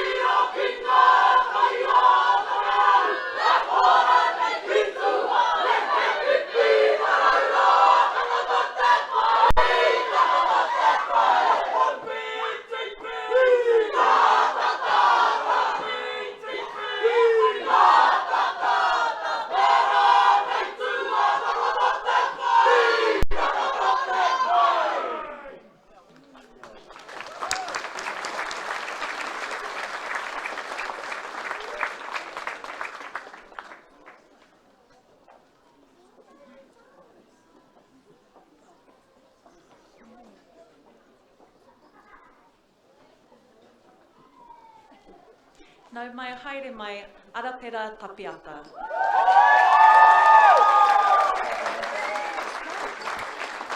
No ngā rauru, te ati haunui a paparangi, tūhourangi, Ngāti Porou, me pēhea rawa e mihi ki ngā huhua tangata I wāhi te moana e ua I tēnei waka ki uta, ki ngā ākau o te aroha. He puna mihi mutunga kore, tēnā rawa koutou katoa, ko te aho matua te tuāpapa o tōku whare, ko te reo Māori te pou toko manua, ko tōku whānau te pou tuarongo. He kākano I rui ia mai I rangi ātea. Kia ora.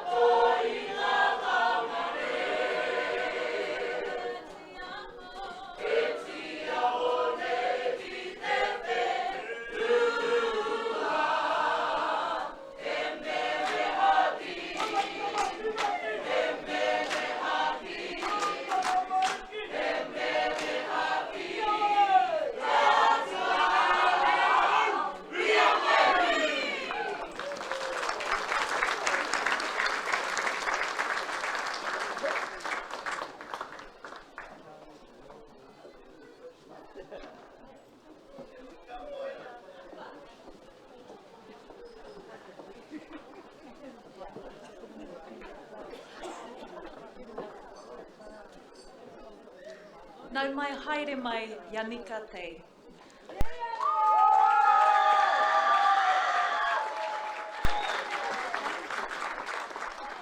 Nō kuki airani, Yani would first like to thank God for his love and guidance. She thanks her whānau and friends for their unwavering support in completing this milestone, and a heartfelt thank you to her mum for turning her dreams into her daughter's reality. Without them, none of this would have been possible. Kia ora.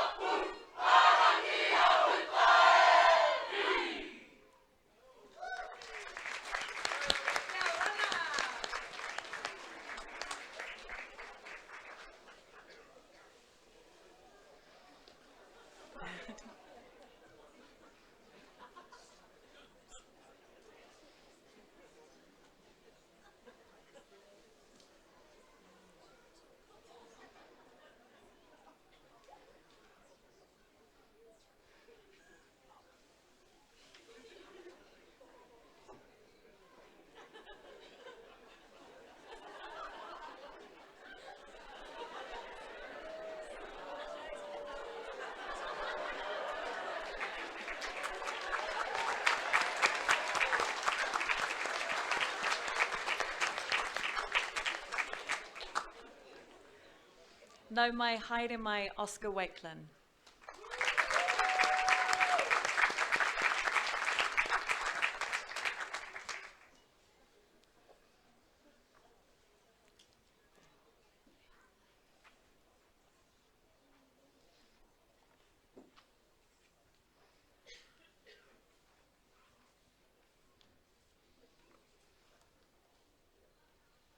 Kia ora.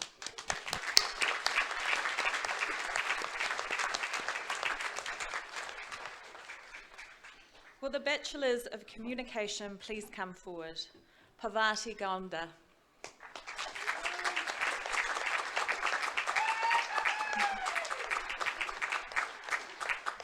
Pavi, an Indo-Fijian political communications graduate from Fiji, honours her parents' courage in seeking a better life in Aotearoa. Her achievements, fuelled by love and support, highlight her gratitude for the opportunities she's received. She now enjoys a successful career in private finance. Kia ora.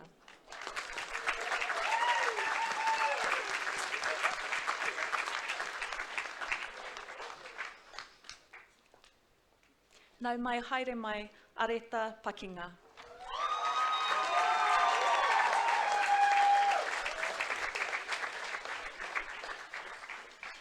No Ngāti Whakaue, Ngāti Whakatere me Ngai Tahu, Areta thanks her whānau and friends for their support, especially her māma, a stage 3 breast cancer survivor.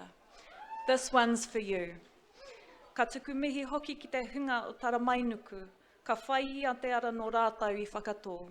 Inspired by them, Areta now works as a strategic communications advisor for the Defence Force. Kia ora.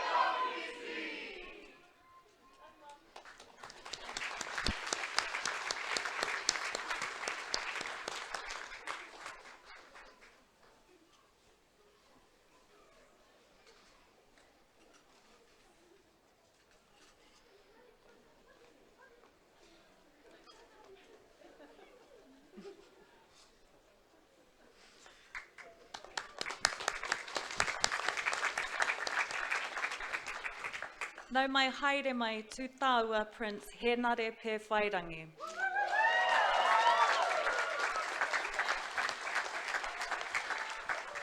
No Ngāti Poro, Ngāti Kahungunu ki Wairarapa, Ngai Tahu, Ngāpuhi, me tuku aku mihi manawa nui ki tōku whānau. Koutou I tautoko I oku whāinga kia whai I te kete mātauranga o te ora. Nei rā ōku mihi, ki oku hoa me tōku whānau katoa, kei ngā tōpito katoa o te whenua, e rongo nei ngā mihi o te ngākau, tēnā koutou, tēnā koutou. Kia ora.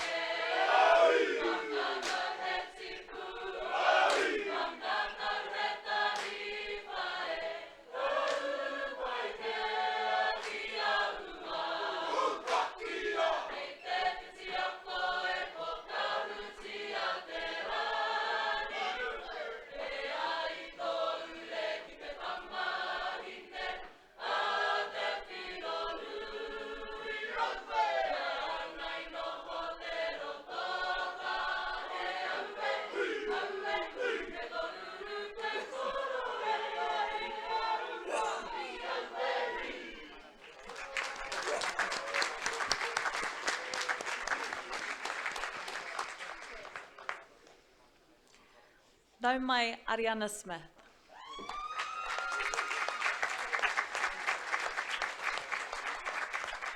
No Ngāti Porou, Ariana wishes to thank her whānau and friends for their constant support throughout this journey of hers. She would also love to express her gratitude to her lecturers, tutors and classmates. Kia ora.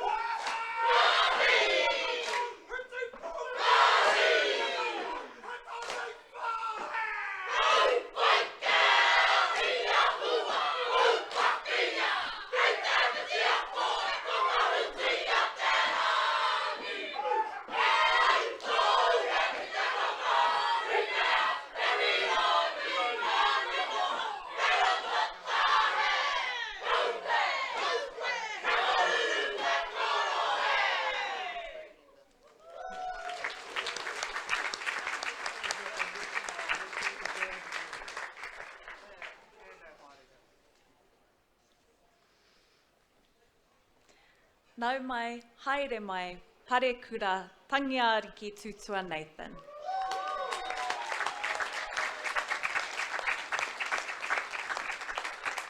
He uri ia no tūwharetoa Ngāti Awa Raukawa ki whare pūhinga. In 2014, Parekura took on what would be the challenging but most rewarding job of being a mama, welcoming her first tamaiti and then her second, 3 years later. For her, the thought of stepping back into a study space was an impossible dream. Engari, with the tautoko of her whānau, she turned her impossible dream of studying at Te Herenga Waka into reality. And so her new journey began. Parekura is excited to pursue her Bachelor of Arts, majoring in Māori Studies and Te Reo Māori. She says, he mihi kauana ki o kuiwi hapu kaumātua o ku mātua tuakana aku tamariki anō ki. E ai kia matua Mike, ka rākau tia te pai. All good things take time. Kia ora.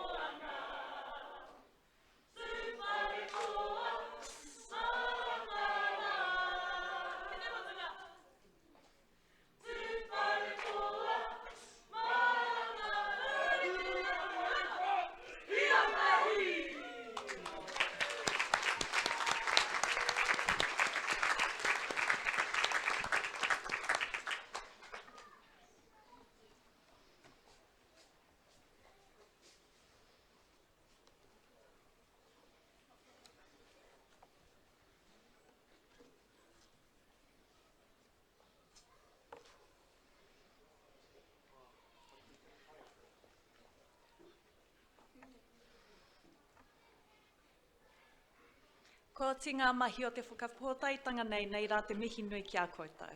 Pro-Chancellor.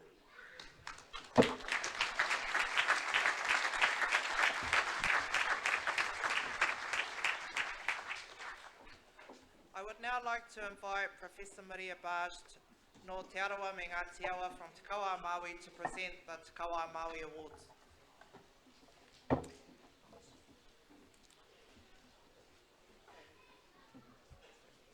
Tēnā koutou katoa. It's my pleasure this morning to present the Ruka Te Rangiahuta Broughton and Dr. Wiremu Parker Memorial Awards. Ruka Te Rangiahuta Broughton Memorial Award. This award was established in 1987 in memory of Ruka Te Rangiahuta Broughton, a lecturer and tohunga at Te Kawa Māui, who passed the previous year. The award recognises the top undergraduate student in Te Kawa Māui who displays the attributes of Ruka Broughton, particularly in the areas of te reo, tikanga and mātauranga Māori. This year, I'm pleased to award this taonga to our media tikao, no kaitahu, hapu kati, ira kehu, kai tārewa and kai tū āhuriri. Would our media please come forward?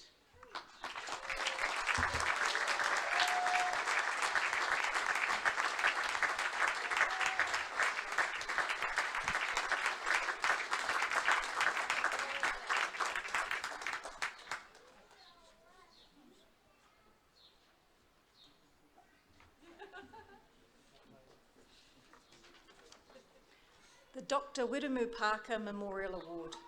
This award was established in 1987 in recognition of Dr. Wiremu Parker's lifelong contribution to education. Prior to his death, Victoria University conferred him with an honorary doctorate in acknowledgement of his work. Dr. Parker was responsible for the naming of our meeting house, Te Tumu Herenga Waka. The award recognises the achievement of a student who embodies the meaning of Te Tumu Herenga Waka and contributes to the life of Te Herenga Waka as part of their academic journey. This year, I'm pleased to award this taonga to Dakota Vako, no Ngāti Kahungunu ki Wairua. Would Dakota please come forward?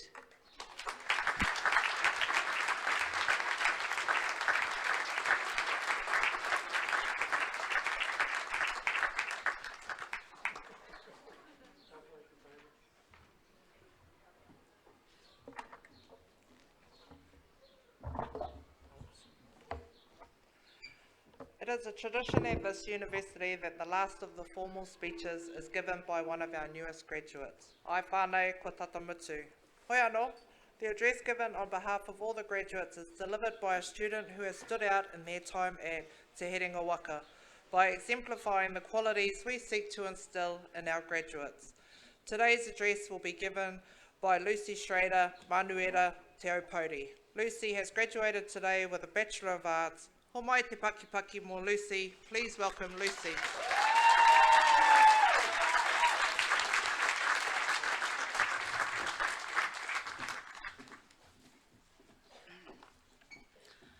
Arui arui e ope atahia, kia himo ake ko te kākā koa kia herea mai. Te kāwai koroki kia tatata mai roto i tā napu koro whaikaro. He koaka marangaranga ko tahi manu i tau ki te tāhuna tau atu, kua tau mai.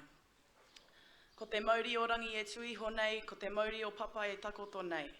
Ko te taitimu, ko hawake e te kupinga o taramainuku, ko tātou tēnei.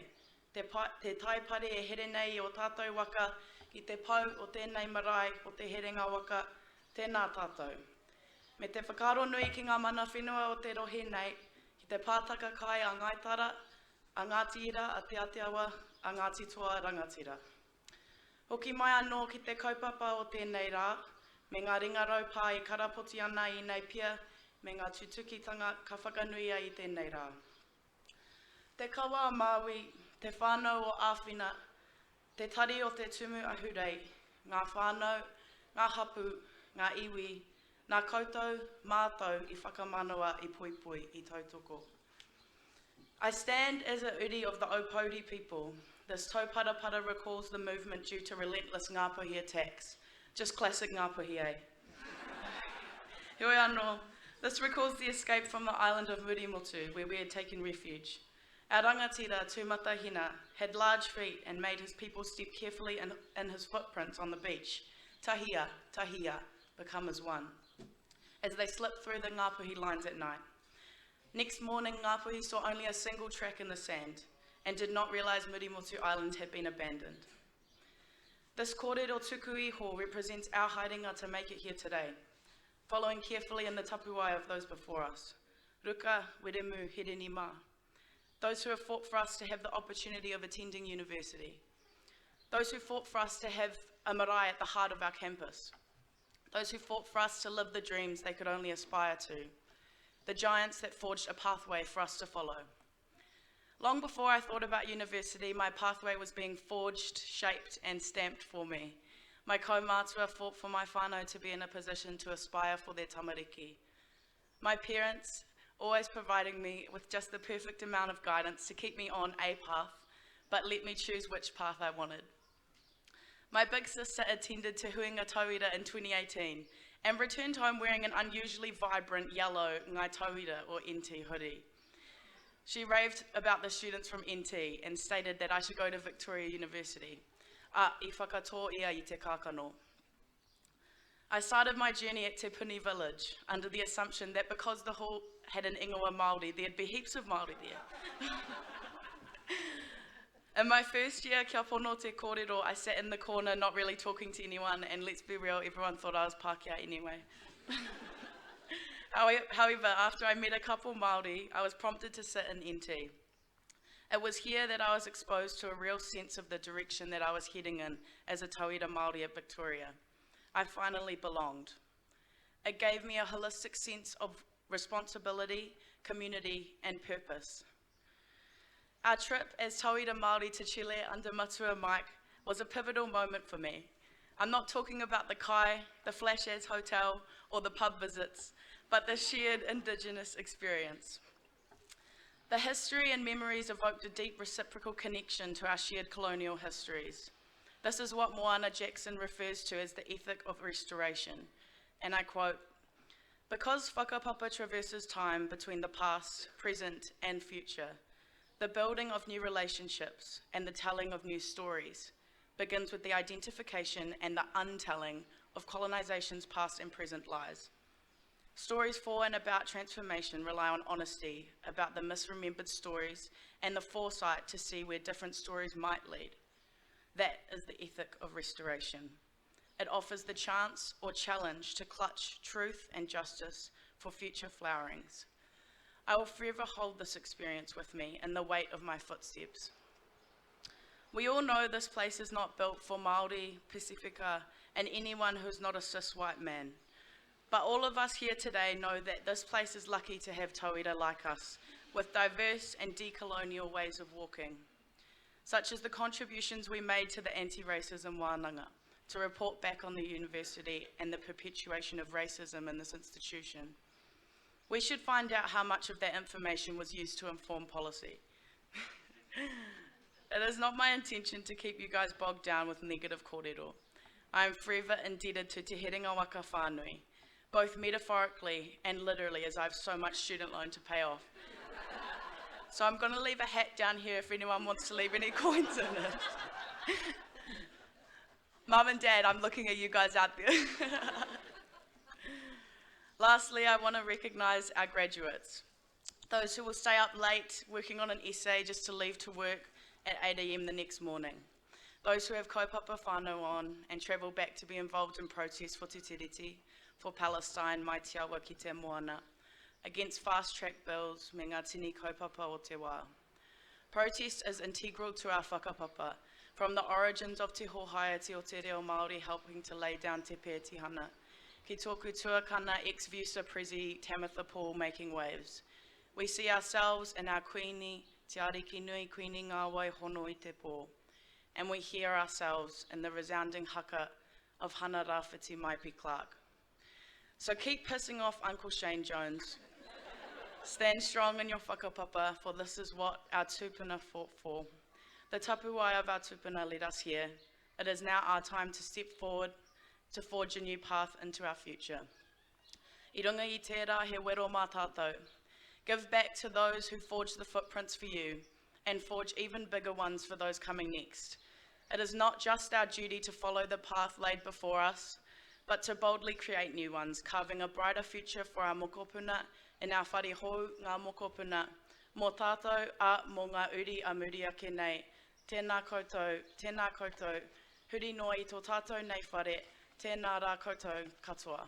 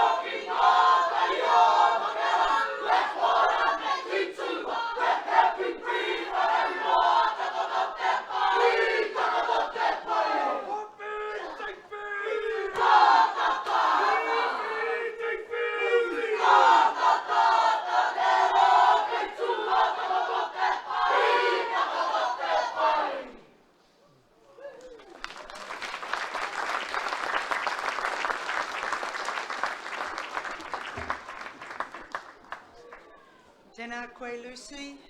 Mihi nui ki a koe. Look what has been produced by the magic of clever students and clever staff. Wasn't she wonderful?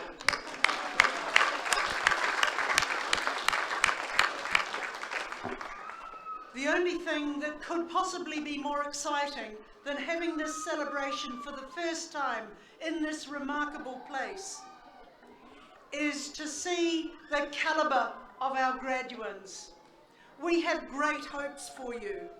You have celebrated today as graduates of Te Herenga Waka Victoria University of Wellington. Although you've completed your formal association with this university as a student perhaps, of course, as I mentioned earlier, you're now a valued member of the alumni community. This is a great university with more than 100 years of scholarship. Throughout your further career or study, I'm sure you will meet many others who will tell you proudly that they too have studied here. We look forward to staying in touch.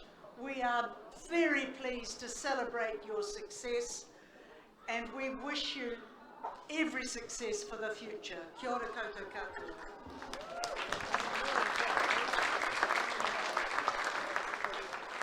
Can all our graduates please be outstanding for our final act of this graduation ceremony. It is my pleasure to invite Dr. Ross Hui Whakapūmau of Tikanga Māori and newly Dr. Hui Higgins, Ruahine of the Marae, to perform a karakia whakapūmau and karanga.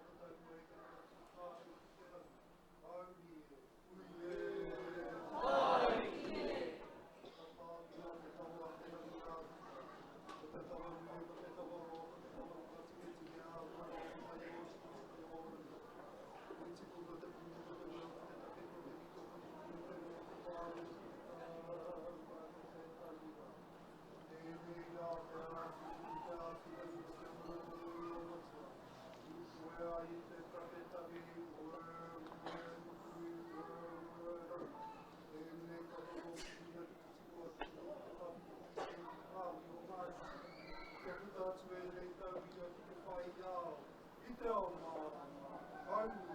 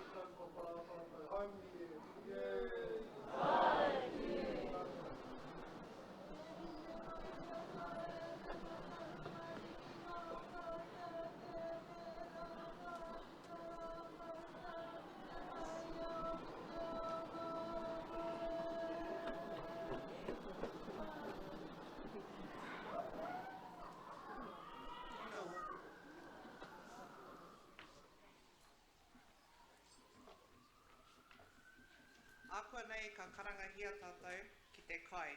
Shortly we're going to be called in for a kai.